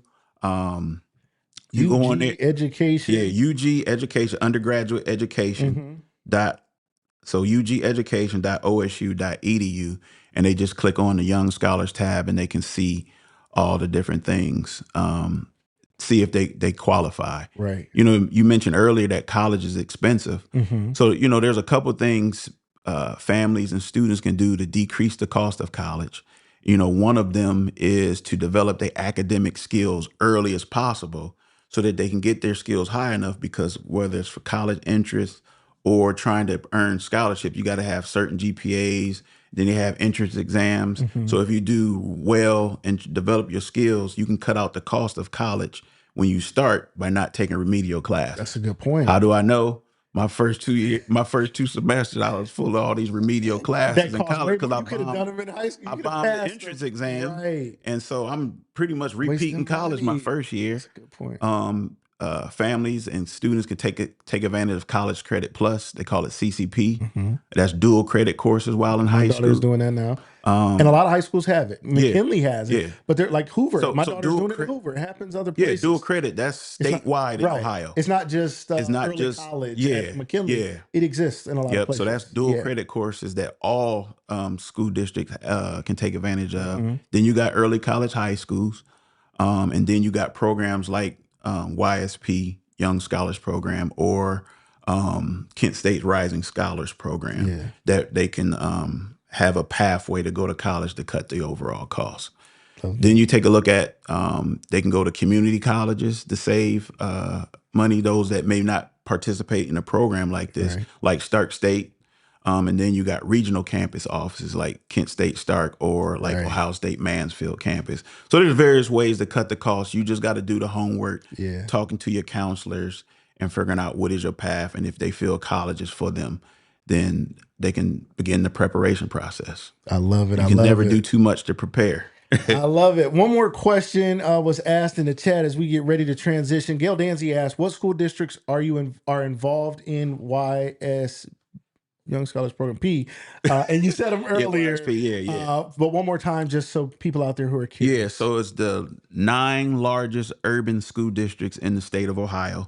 It's Akron Public, Kent City Schools, Cincinnati Public Schools, Cleveland Metropolitan Schools, Columbus City Schools, Dayton Public Schools, Lorraine City Schools, Toledo Public Schools, and Youngstown City Schools. Love that. So anybody in any of those school districts can apply for the Young Scholars Program. Anybody who's interested in information, I know Lester is somebody who helps people prepare for college, or you just have a question or a thought, or your kid or your grandchild or whoever is trying to figure out how to navigate it. It's while this is your day job now and you do this, you've been helping young people get ready for college for a long time. Way before I started working in higher ed, just trying to help kids navigate. Yeah. I appreciate you coming on the show. I appreciate the information. Any last things that people should know? Yeah, 3 thoughts I want to end with. I want young people to know, while being raised in a single parent home, I'm a Stark Metropolitan alumni. So I could go through all the different Stark Metropolitan buildings. Just know that them, or if you didn't have that experience, but for anyone, it's a universal principle that your start in life has nothing to do with how you finish. You make choices and decisions to know where you want your life to go. Right. I want young people to know that life's adversity can be either overcome or it can be managed. It's 2 forms of adversity. There's adversity that you can overcome and adversity that you may have to manage. And then we all have the ability to create our own luck. Urban poet Sean Carter said, "Luck. Some people say I'm the luckiest man on the planet. I like to think I stay ready. A wise man once told me that luck is not a mystical energy dancing around a universe randomly bestowing people with satisfaction and joy. He said, no, you create your own luck. We got the ability to create our luck." So if y'all don't know who Sean Carter is, that's Jay-Z. AKA Jay-Z. Lester, thank you so much for being here today. Thank you for all your help. Man. Personally, thank you for all your help with the business. Thank you for all your help. And thank you for being a role model that you are to so many young people in our community. Likewise. So many people show so much love in the chat. He'll Appreciate come back everybody. and comment back to all of y'all who said what's up. Thank you again for being here. Yeah, appreciate it. Appreciate it. All right, ladies and gentlemen, we are transitioning to our next guest. Last but not least, when I talked to him about it, he said, "You know how I'll close it down with you, brother. I can come in whenever." He said, "I can take whatever spot in the lineup, whatever you need me to bat, clean up, bat on top of the order, whatever it is." Mr. Cyrus Ausar is heading over to the hot seat, getting ready to join us here in just a second. You guys are doing a good job staying here. Don't go nowhere. Y'all doing a good job. I don't know what y'all doing. I don't know if y'all laying in the bed. I don't know if you got another device you scrolling on. I don't know if you at work. Where y'all at? Tell me where y'all at and what you're doing. Mr. Lawrence says, so proud of you. He mentioned you earlier today. Everybody in here showing so much love. Stay right there. Don't go anywhere. We're about to jump back in here in just a second. Watch this quick commercial. We'll be right back. We're going to be back in 30 seconds. We'll be right back. into the new year. That was Northeast Ohio is, I think, 5th or 4th in the country for bed bug activity. We get quite a lot of calls about bed bugs, but I don't have the equipment to treat bed bugs properly. So I just was passing them on to somebody else, and I know how much he's charging. I'm like, well, all right, yeah, this makes sense. This makes sense.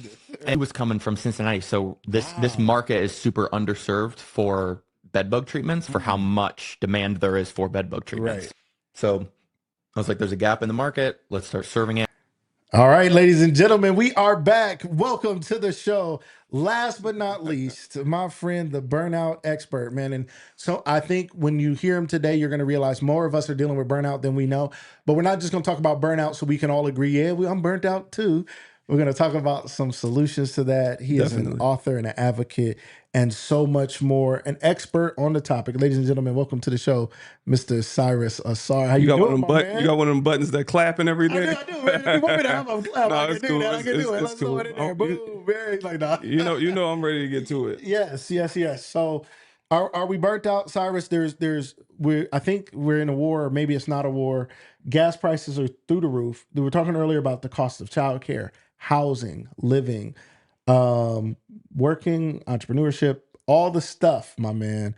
What is going on? Are we burnt out? And what do we do about it? Help us out. What's up? Well, first off, I want to give a shout out to it's just everybody that's trying. Yeah. And a lot of the burnout come from it's never somebody's work ethic. It's feeling like you working in the right way. So it's like, is what I'm doing going to make it to where I need to go to? Yeah. Like they don't have the proper plan. It's almost like beating their head against the wall. Like I'm doing everything I possibly can. I just can't figure it out. And that's really one of the biggest roots of it. And you can see it in different signs. Like you see that mother that's cleaning up their house. They sweeping, they got their music on. Next thing you know, they just start crying because they really hit with something. And then what do? They clean their face up before their kids come downstairs. And then they act like everything is okay. You go ahead and we're going to make you a sandwich and all that. See the same thing with men. They pull up to their driveway, sit in the car for another 20, 30 minutes before they even walk in the house. Yeah. So, I mean, it's hitting us in all different ways. But one of the things that I'm seeing is people truly care and people are trying to get out of the conditions that they're in, whether that's a plan of, whether that's building a nonprofit, whether it's whatever. It's this hard attempt to help society be better and then feeling like I don't know what I'm doing. And then that start mixing in with real life. It start mixing in with, like you just said, gas prices. Start mixing in with food. Start mixing in with kids going to college. It start mixing in am I living in alignment with God? It start mixing in with all these questions that we ask ourselves to ensure that we're moving in the right direction in life. And that question mark is what stimulates that burnout as well. So that's the main root. Wow. I mean, I didn't think about that. Even a question like, am I living in alignment with God could be causing me stress. Definitely. I never thought about, it's like I go to God because God is the great stress reliever. But then when we look at God as this parent with great expectations of us who's perfect and holy and righteous, and I'm falling short every day, I have anxiety and pressure even to live up to my perfect father. A real parent on earth be like, well, I'm not perfect. In God, we're looking at that. So you're saying stress is not only coming from all those things we're facing, but even our desire to be our best self. Definitely. It's mainly rooted in that. It's rooted in people trying to figure out their path. And that's one of the biggest questions we've been asking since the beginning of time. Like, am I moving in the right direction? Am I like, God, please help me? And, we ask those same questions consistently. And without having that answer, well, what we feel like is the answer is what caused those stressors. So I always tell people, like, God is not the author of confusion. People are. So if you start having a lot of confusion, you overthinking. Like, there's nothing godly that's confusing. Ever. Like, ever. So confusion is coming from you overthinking what you know you're supposed to be doing. A lot of us, so every time I have a session, I have a lot of client sessions, etc. There's not often I say something that is just mind blowing to them. Like, oh my God, I did not know that. Right. It'd be things that they already knew. It's just being obedient to the prayer. Like a lot of times we want to pray for stuff, right? We pray for God to do this, or, not to turn this into that type of, but we praying for all these different outlets. We asking for all these different things. And then when you get given it, the obedience that come behind it be like, nah, I ain't trying to, like, I don't want to do it that way. Right. I want it, but I don't want to. So I don't want to do it that way. And that is not how obedience works. I believe this. I think I said this last time on the podcast. Now, this is just a personal Cyrus thought. I think that whatever you pray for, you're going to be given the obstacle necessary to receive it. Like, I think I think they go hand in hand. What does that mean? Okay, so that sounds counterintuitive. Whatever I ask for, I ask my parent the ice cream truck is here, the ice cream truck is here, I want something. Why would there be an obstacle? That doesn't make any sense to me. Is God throwing an obstacle? Is there a need for an obstacle? What does that look like? Well, let's just say you wish that you had an elephant. Do you need to get it immediately? Like, no matter what, like it has to be a preparation for it. So what I mean by that is, if you want $1 million for the sake of the conversation, why would you think it not come with $1 million problems? Wow. Like just regular. So if you're sitting here saying you want your children to go to college, you want them to be great people in society, you want your wife to be an amazing woman in society, you want to become a great father, would you think that's not going to come with discipline? Like, if you say, I want to have my nonprofit and I want to raise $1 million and I want to help all these children do whatever, like you're talking about sending them off to college, what do you think that's going to come with? Right. So you can't, I always look at, don't complain with what come with what you're asking for. I think the obstacle is the blessing. Like, that obstacle is the thing that's letting you know you're moving in the right direction. But we looking at it as friction and then trying to add confusion to it when that is it. You sitting here saying, how can you take this away from me? But the taking away from you is how you get to the, so like you can't, that's subtract that out and still get what you want. It's absolutely necessary. I think we should all get in the habit of thanking the obstacle that come with what we're asking for, because you know how you can remove all that. Ask to be mediocre. Ask for nothing and you won't have to do nothing. But it's not going to work like that. You know what I mean? So yeah. Shout out to Miss Judy Pleasure Williams. She said you have to be prepared to receive what you ask. Thank you, Judy. She said, hey, Cyrus, earlier as well. What's up, Mandy? Mandy is here. She said preparation into purpose. Love that. ZaNita left the studio back in the chat. That's what I'm talking about. That's that support, that #1 fan badge. We got to make sure you get that. I agree. It's interesting. I remember there was a song. We may have talked about this, but I remember I was a kid. It was on like the BET late night commercials with the gospel thing. And it was like, I'm coming up the rough side of the mountain. And I was like, that sounds stupid. All right, I asked my mom, like, why would anybody want to go up the rough side of the mountain? That sounds crazy. Why is somebody thanking God that they got to go through something rough? And she said, on the rough side of the mountain, you have things to climb on, things to hold on to, things to pull you up. Imagine trying to go up the smooth side of a mountain. Change my perspective in life. I never thought about it like that. So you're saying someone wants to get in shape, you have to lift weights. Someone wants to get to a thing, you got to go through some things. And let's talk about this. Do you think God or life or the universe or whatever people are thinking of is just throwing obstacles at people out of fun because he can? What is it? Well, I think you always gonna get battled with the other side. So, like they say, when you pray, the devil listening too, type thing. So you got to get given. I mean, let's just look at it like this. Let's just say I am representing a negative energy, and I hear your prayer to say, God, please help me take all these kids to college or whatever it may be, and I'm representing a bad energy. What do you think I would do to try and stop you? Don't you think I would like throw your vices at you? I'm gonna throw that liquor at you. I have to give you that. I have to figure out a way to try and stop you. So because if you're working in alignment with God and I'm representing negative energy, what will be my job? Like, just think about it logically. An opponent on anything. Like, just on any level. If it was a sport, if it was basketball, anything, I'm trying to stop you from scoring, what will be my most efficient way of doing it? It's like, okay, let me go ahead and throw liquor at you. Okay, so he's not a drinker. That's not gonna work. Let me throw sex at you. Okay, so you beat that. Let me throw, okay, you can't get a job. Let me throw that at you. Okay, now you defeated that. You learn kids, something pop up with your kids. Let me throw your kids' sickness at you. Yeah. And then you know what I'm going to attack last? You. I'm gonna make you think that you can't achieve it. Wow. I'm gonna hit you with self-doubt. I'm gonna make you question yourself. I'm gonna make you overthink. That's powerful. And if you defeat that, you already at your goal. Wow. So that's the reason why people get to a certain point and they start questioning their direction, because you usually in the last phase of making it there. You know what I mean? So close. You're close. I love that. Shout out to you guys. We see you guys there in the chat. not the Bobby Jones commercial, right? Is that what it was? That late night Bobby Jones, you roll over in the middle of the night, you're supposed to be sleeping. I'm coming up the rough side of the mountain, and who the hell left the gate open is on in the TV on the BET. For those of you who grew up watching BET, shout out Marcus Bentley said, this man had one of the most amazing testimonies I've ever heard. Choosing to be homeless was epic. If y'all don't know Cyrus, if this is your first time seeing him, I want to get to know him. You're gonna follow him. You gotta listen. And he's not somebody who arrived here because he's never gone through anything. And I want us to talk about that a little bit. And I think you're one of the most amazing people I know, considering all that you've come through. Sometimes when you say some of the stuff you've gone through, and then some of the stuff you've chosen to go through to get where you wanted to go, is like mind blowing. As Marcus said, like choosing to be homeless. So let's rewind back a little bit. To who you are, where are you from, what is some adversity that you faced for somebody who's out here saying, oh, this guy's some burnout expert. How do I even know that he's even been through anything? Talk to us about your history. Well, I don't even like to talk.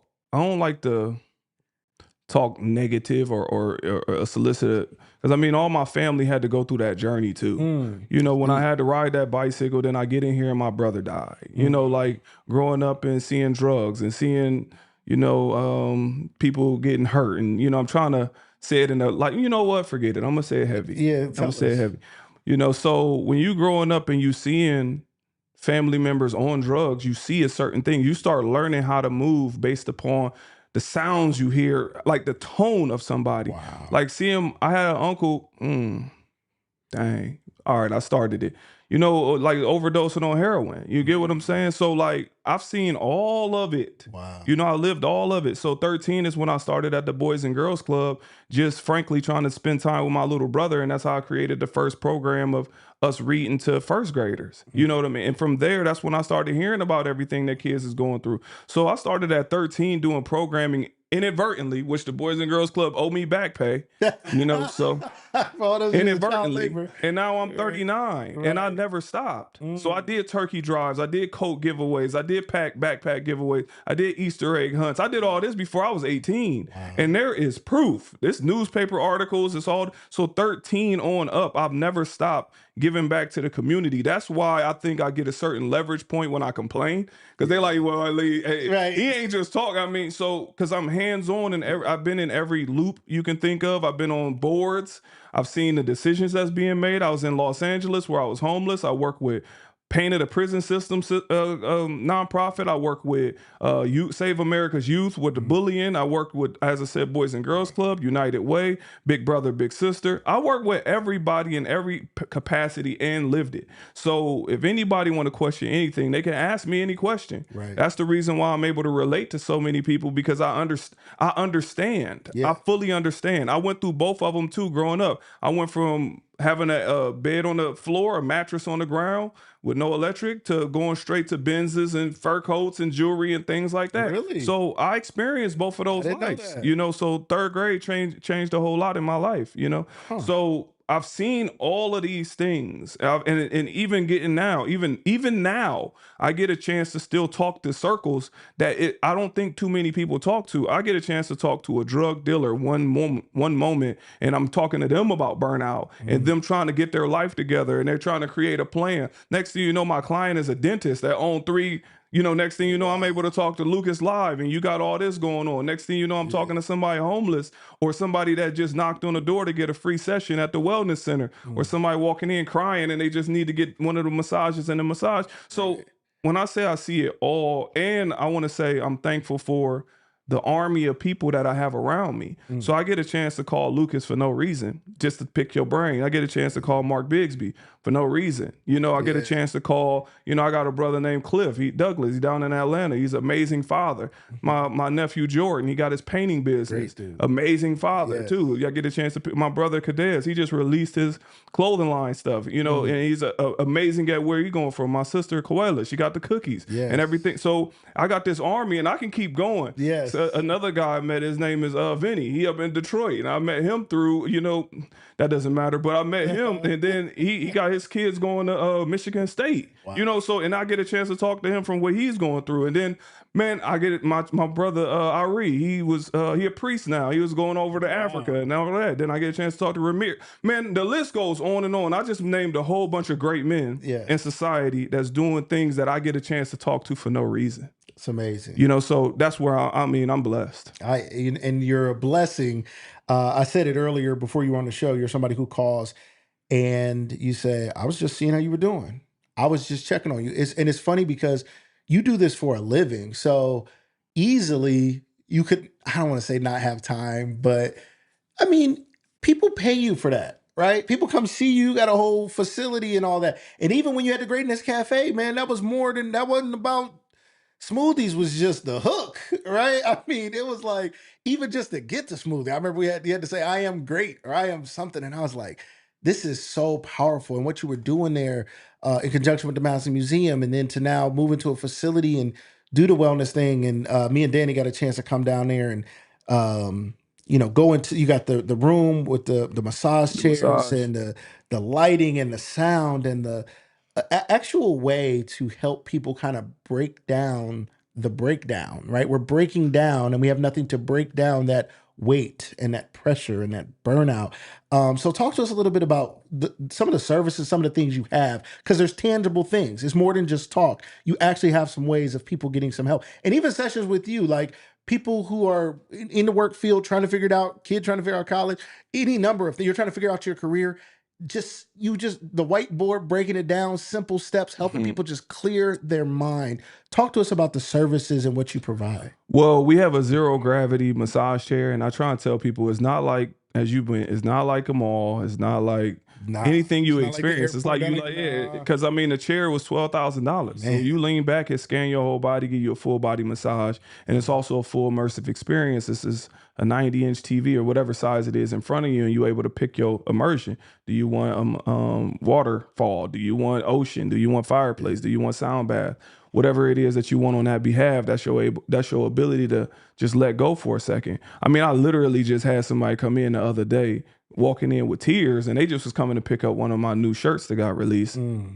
But as the new shirt got released, Right.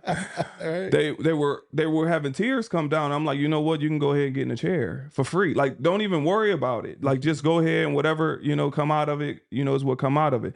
The second thing, well, my one-on-one sessions and what I've been transitioning to is building the courses because I have such a high demand. The one-on-one courses is really about, the first thing is identifying the burnout. So one of the biggest things people have is they think they know where their burnout is coming from, and they're incorrect. Wow. So they think, it's my job that's really burning me out. So I have one client in particular, they thought their burnout was coming from their job, and really it was the fact they never got a chance to grieve their parents. So after we dug deep, we found it, and now it's been resolved. Got another one that thought it was coming from, I'll leave that one out. But because it's kind of specific. Sure. But yeah, so we help identify the burnout first and foremost, then create a plan individualized to that person. So it's, what is it that, where are you burned? So we go through all these questions and whatnot to find out where you burned out at, then create the plan behind it.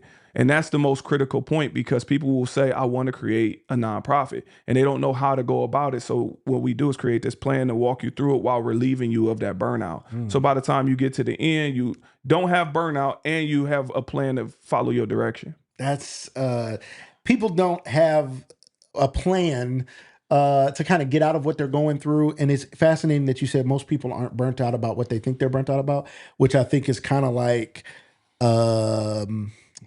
we're dealing with symptoms, right? Definitely. We're not really dealing with the deeper issues. And even myself, sometimes I think it's this. I think if that wasn't an issue, or, one of the things you and I talk about, I always say, like, as an entrepreneur, the end of a month and the beginning of the next month is a heavy time. So much personal costs and expenses, and so many business expenses. You got to pay your people, you got to pay your rent, you got to do this, you got to cover all these things. You got stuff at your house, and it's like having two houses almost, right? It's like it's a lot. And so the end of the month comes, and it's like, I'm not just trying to people are like trying to make ends meet in their life, and there's no paycheck every 2 weeks as an entrepreneur, right? So it's not like, oh, for sure. And you may have a great month, and then you may have 2 slower months, and then you got to balance all that stuff out. So that creates a lot of pressure. And then when you're trying to do good in your community and you're then giving a lot of yourself and time and resources, then it's costing you. Like it just is. So that challenge is really something you and I talk about a lot, and you often, help me see the perspective and help me see, like you often basically say, like, look, not only are you right there, you are there. Like, not only like are you close, but you always remind me, like, Lucas, you're doing it. You're in it. You're in the thick of it. What do you say to other people? Like you talked about that a little bit. I think other people need to hear about how close they might be or how they might already be in the blessing, but there's still some weight to that. Like a lot of people, how can I say it? It's an attitude thing because when your attitude is fixed properly, you'll realize the blessing of life first and foremost. Like you woke up and you have an opportunity to carry on whatever it is that you want to do, to be the example, to be whatever. Attitude is, I want to say attitude is probably the most important, how we look at life. And from there, what did you ask me specifically? When people being so close, and you often remind me, I'm close to more, and I'm in the thing I asked for a year ago. So it's an attitude and recognition and a gratitude. It's all these things that, once again, everyone already knows. They just slip. So like when I call you and you might say, you know what, man, I'm going through this or whatever. I was like, bro, who are you? Like, like, look at what you have. Look at what you develop. What you think that just fell out the sky? Like when you look around, it's 1, 2, you got 4 more cameras you about to sell. This is a great studio. I don't know if you already did a tour, a visual tour. This is an amazing studio. You got all this type of, look at the energy you inviting in. You have My Sister's Oil. You have all these different people coming in here. Like you see what you able to give. And then you sit here and question. I'll be ready to jump on Luke. Like you sitting here like, man, I don't know. I'm like, bro, you sound so to me, when I look at you and I see such a great man and I look at what your children is doing. Look at what your children is doing. They have great grades. They're doing amazing track, everything like that. Look at what your wife is doing. She's doing a great thing. She have her book, the everything she got going on. The book bag, the bookmark. I'm calling it the wrong thing. Right. I wanted to make a book bag too. But anyway, the bookmark and doing all that. Then look at your circle of people. You have some amazing people around you, etc. And then you're gonna sit here, you're gonna tell me, well, I don't know. I mean, you know what I mean? What is I'm like, bro, you sound crazy. Like so, and then obviously the way I talk, I can't help it. I got an exaggerated tone. I care and I'm passionate, so I might say something that can be semi-offensive, but I just mean it from the heart. I'm like, bro, you sound crazy. Like I'm about to hang up if you keep talking so ridiculous. Your wife is doing well, you doing well, your kids is doing well, you're in a solid financial position. You don't have to look at your bank account to decide what you about to get to eat and all these things, and you got this studio and you inviting all these great people in here. They having all these amazing interviews. You connecting people in society. You paying people. And then you're gonna sit here and tell me I don't know. I'm like, bro, if you say one more thing, I ain't got no time. I ain't got no time. That's when I feel like I'm wasting my. No, I'm joking. But seriously, that's real, and it's real for a lot of people because whatever we're in, it's the strain of the moment and the desire for more, right? So we can always be heard. Someone wants to talk about destination addiction, and it's like always wanting to get to the next destination. So no matter where we are, we're discontent.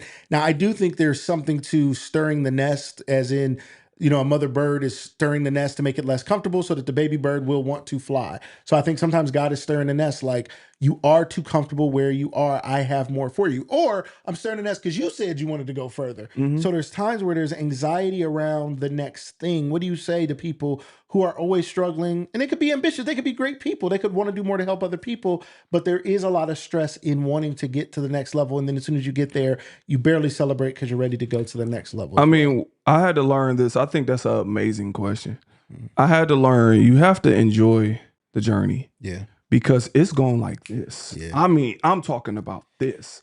I was looking at a video of Michael Jackson moonwalking, and then it had like Marvin Gaye, and it had Teddy Pendergrass and Prince and all these, and I was like, all of them is gone. You're right. You know what I mean? Like when you look at Michael Jordan dunking, I was like, that was 20 years ago though, right? Like 30 years ago, right? As you looking at LeBron, he at the end of his career.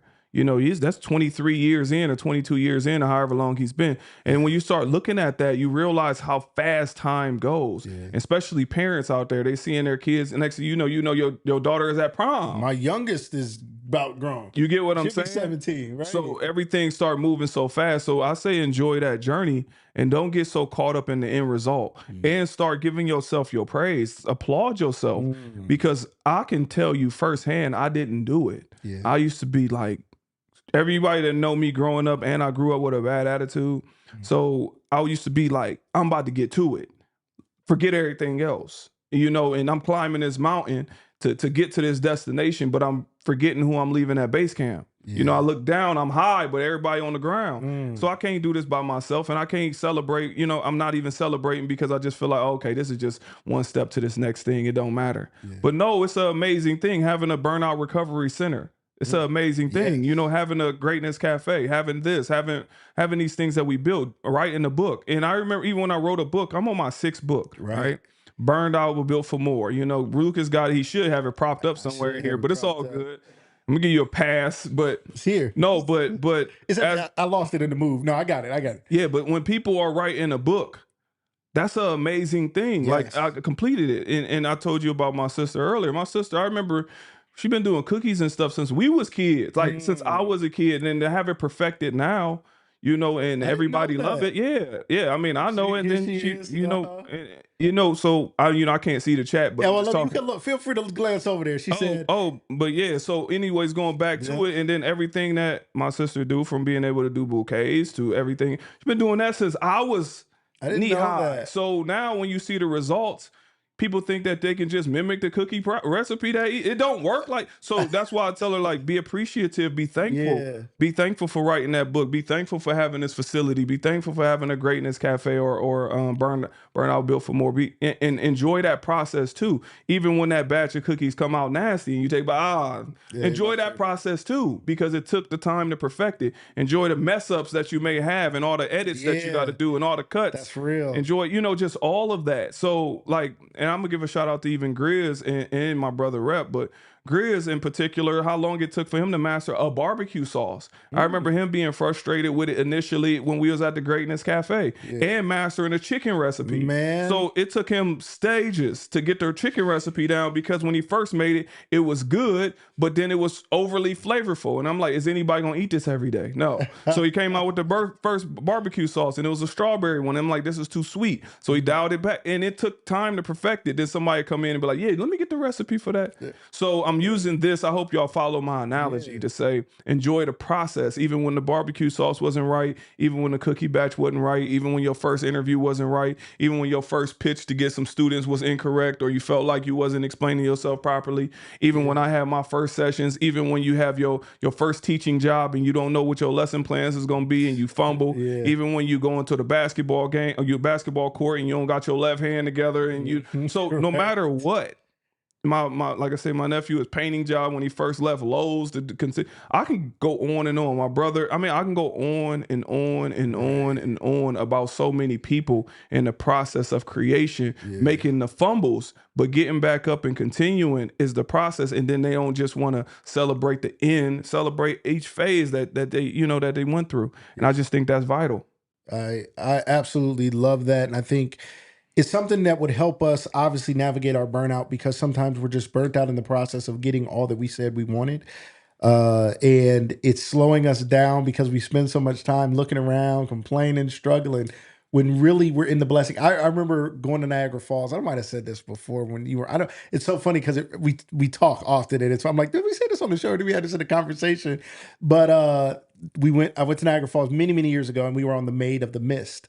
And the Maid of the Mist is a boat. You literally like ride into the falls, like not to the part where like you're going to drown or not, but you're riding into the mist that's coming off of it. And you in there, you're getting wet. You got ponchos on, and it ain't raining outside, but the Niagara Falls, the falls are spraying all this water on you.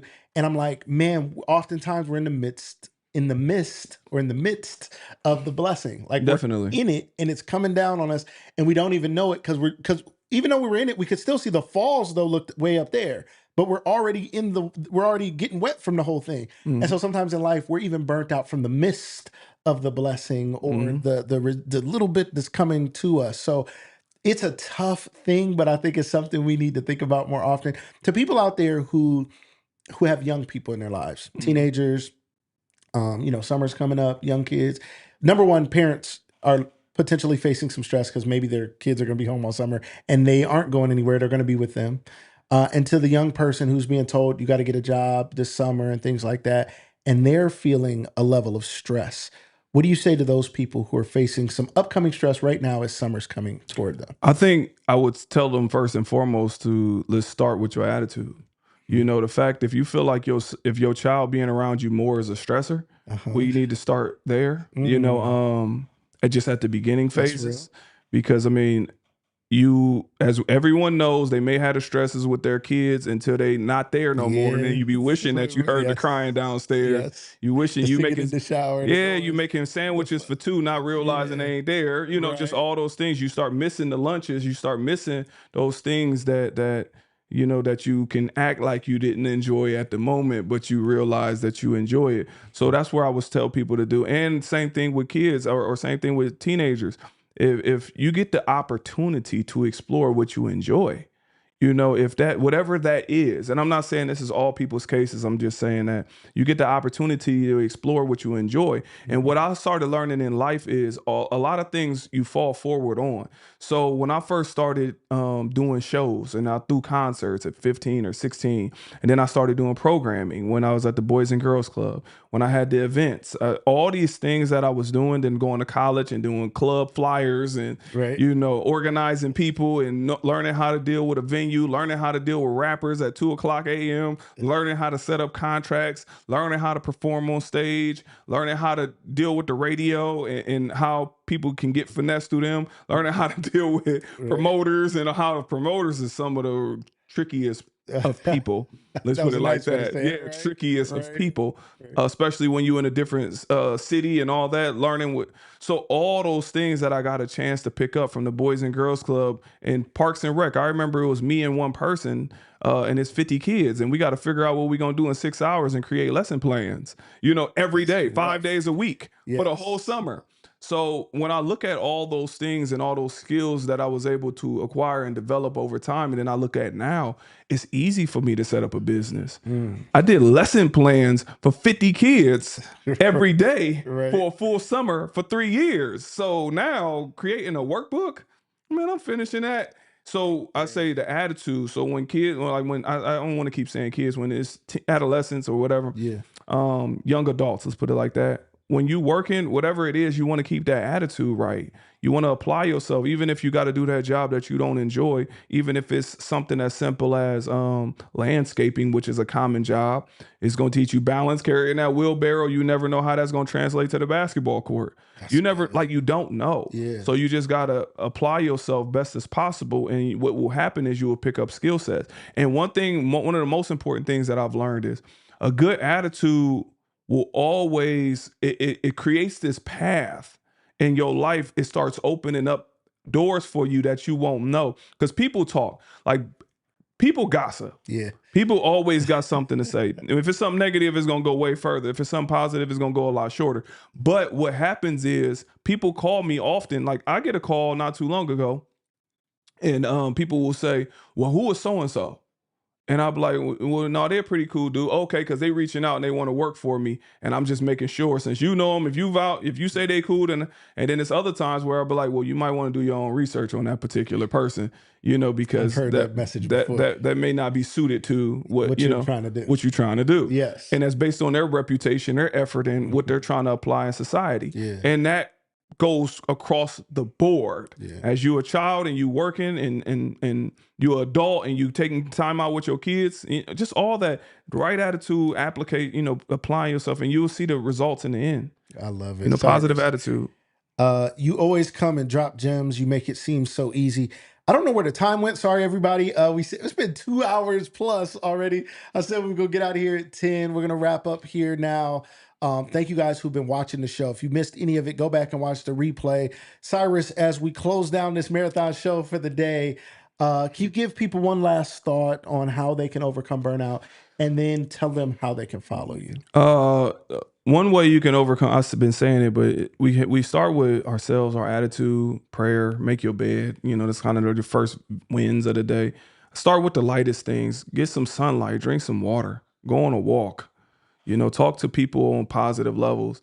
And I'll say cut down. I remember I did this one for a month where limited any form of gossip or negative conversation, period, because that's infectious. It really plays a toll on your energy when somebody calls. Guess what I heard? So and so was fighting, and boom, boom, boom, and you responded to that. It takes a toll on your energy, and it's a leakage. And as ironic as I'm about to say with everybody being on social media, try and limit your social media. Fair. Because social media is a slow drain. If you can imagine yourself as this balloon that has a whole bunch of water in it, and then a pin needle prick at the bottom, and then it slowly leaks out every time you're looking at your phone time, that's a part of a reason why you're not able to accomplish the things you want as well. But it's ironic that I'm saying it on a platform that you're watching. Right. But and you can find me at CyrusAusar.com. That's CyrusAusar.com. And I got courses, I got books, I got a free survey. I got a lot of things on there, whether you are in a financial position or not. I'm releasing videos every week about different topics. I mean, it's just, you can also go to goingtogrow.com, and goingtogrow.com. That's the Burnout Recovery Center at downtown Massillon. And it's also you can click the tab to get a free massage. It's a free 15-minute massage, free 10-minute massage. And I can talk to you about whatever it is that you may be going through or where you need a plan for. And I also want to leave on this note, don't think you can do it by yourself. I want to be real clear, because you got to where you are based on your own thoughts and decisions. You need some coaching to get you up out of it. It's just what it is. You have to understand that we all need some help in some capacity. When I played basketball, I had a coach. When I first learned how to swim, I had a swim teacher. Yeah. When I learned math, I had to have a math teacher. Yeah. When I'm setting these things up, I call Lucas and ask him how he did this. And I'll go on YouTube University. Right. So, and the thing goes on with life as well. When you burned out and you feeling like, oh, you know what, I'm just going to figure it out. No, you're not. It doesn't just, let me rephrase it. You can figure it out with effort, and a part of the effort is getting with people that already resolved it. Love that. So let me rephrase it better. I'm not going to say you can't do something. I'm going to say get with the people that can help, and it will make your life easier. I love it. Ladies and gentlemen, Cyrus Ausar, you guys make sure you check him out, follow him, and don't do it for him. Do it for you. He's here to help. Go get that free 10-minute massage. It might change your life. I'm telling you, go in there. And it's a touchless massage, I think is what it's called, because it's not somebody random in the back room just pop out on you. You get to sit in the chair, the sounds, the screen, the moment. It's hard to come. I mean, you don't want to get up. But it's something that's much needed. Think about whether you're burnt out or not today. Maybe today is Memorial Day and you have things going on with your family. Maybe you've overcommitted yourself today. Maybe you need to say, no, I'm not going to make it to the cookout. Maybe you need to say, I need to take today as an extra day of rest because I've been ripping and running and busy all the time. And yeah, I promised to do 10 things on my day off, but I need my day off. Take time to yourself. Reach out to Cyrus if you need more help. Check out his book, your latest book. Where can they find that at? You can get my latest book on CyrusAusar.com. It's Burned Out, but Built for More. It's also on Amazon and everything else, but everywhere else takes too much of a big cut. They do. So go to Cyrus Ausar. That's real. Go to Cyrus Ausar and get my book. Amazon leave you with $2-3. You know, but both your dollars, right? Yeah. So and if you want me to come speak, like I'm opening back up to, I'm getting back to my speaking. Mm-hmm. So I had to build a business, so that's what kind of took me away from my. But I'm getting back to it. So if you want me to come to your organization and speak, or you want me to train your staff or anything like that, talk to me, reach out, and I can make it happen. Love it. Ladies and gentlemen, Cyrus Ausar back on Lucas Live. Ladies and gentlemen, that has been our marathon show. We're going to have to do this more often. I think I'm going to have to do weekends eventually. I don't know. It seemed like people were able to get in here because it was your day off. I appreciate everybody who checked out the show today. If you missed parts of it, go back and watch the replay. When the clips come out, watch the clips. Some of the clips they'll be sharing from their pages, so you need to follow them. Some of the clips we'll share from our page, so you need to follow us. Thank you to all my former guests. We're trying to get to 10,000 followers on our Lucas Live Media Facebook page. If you're not following us at Lucas Live Media, Please go follow us now. And you can hit those 3 little dots and invite your friends, invite people, just invite everybody to come follow us at Lucas Live Media. Shout out to Sarda, our latest advertiser. Shout out to Jessica Danielle, our advertising partner there. Shout out to our community spotlight partners, Mentor Stark and Nami and the True Body Company and Footage Fusion. We thank you guys so much. You guys were wonderful. Thank you, Tiffany. Thank you, Tawana. Hagen, I see you out there. Thank you so much for being here. ZaNita, thank you for being in studio and out of studio and always showing us love and support. Everybody, we see you. Tiana, Tiki, everybody, it is my pleasure to do what I do here. You guys make it fun because you guys check us out. Like I said, tap in whenever you can, even if you can only tap in for a minute. Join us, hit a couple hearts, hit the share, hit a like, do something, because it shows the platform that our programming is worth sharing with more people. And the more people we share with, when we bring your people back on, the platform will be even bigger for more people to get to know them. Thank you guys so much for checking out another episode of Lucas Live. We'll be back with you 8 a.m. Wednesday morning with some more great guests. I'll be sending out a flyer so you guys can check out who will be here this Wednesday, 8 a.m. to 9 a.m. on Wednesday. Enjoy your Memorial Day. Everybody have a great day.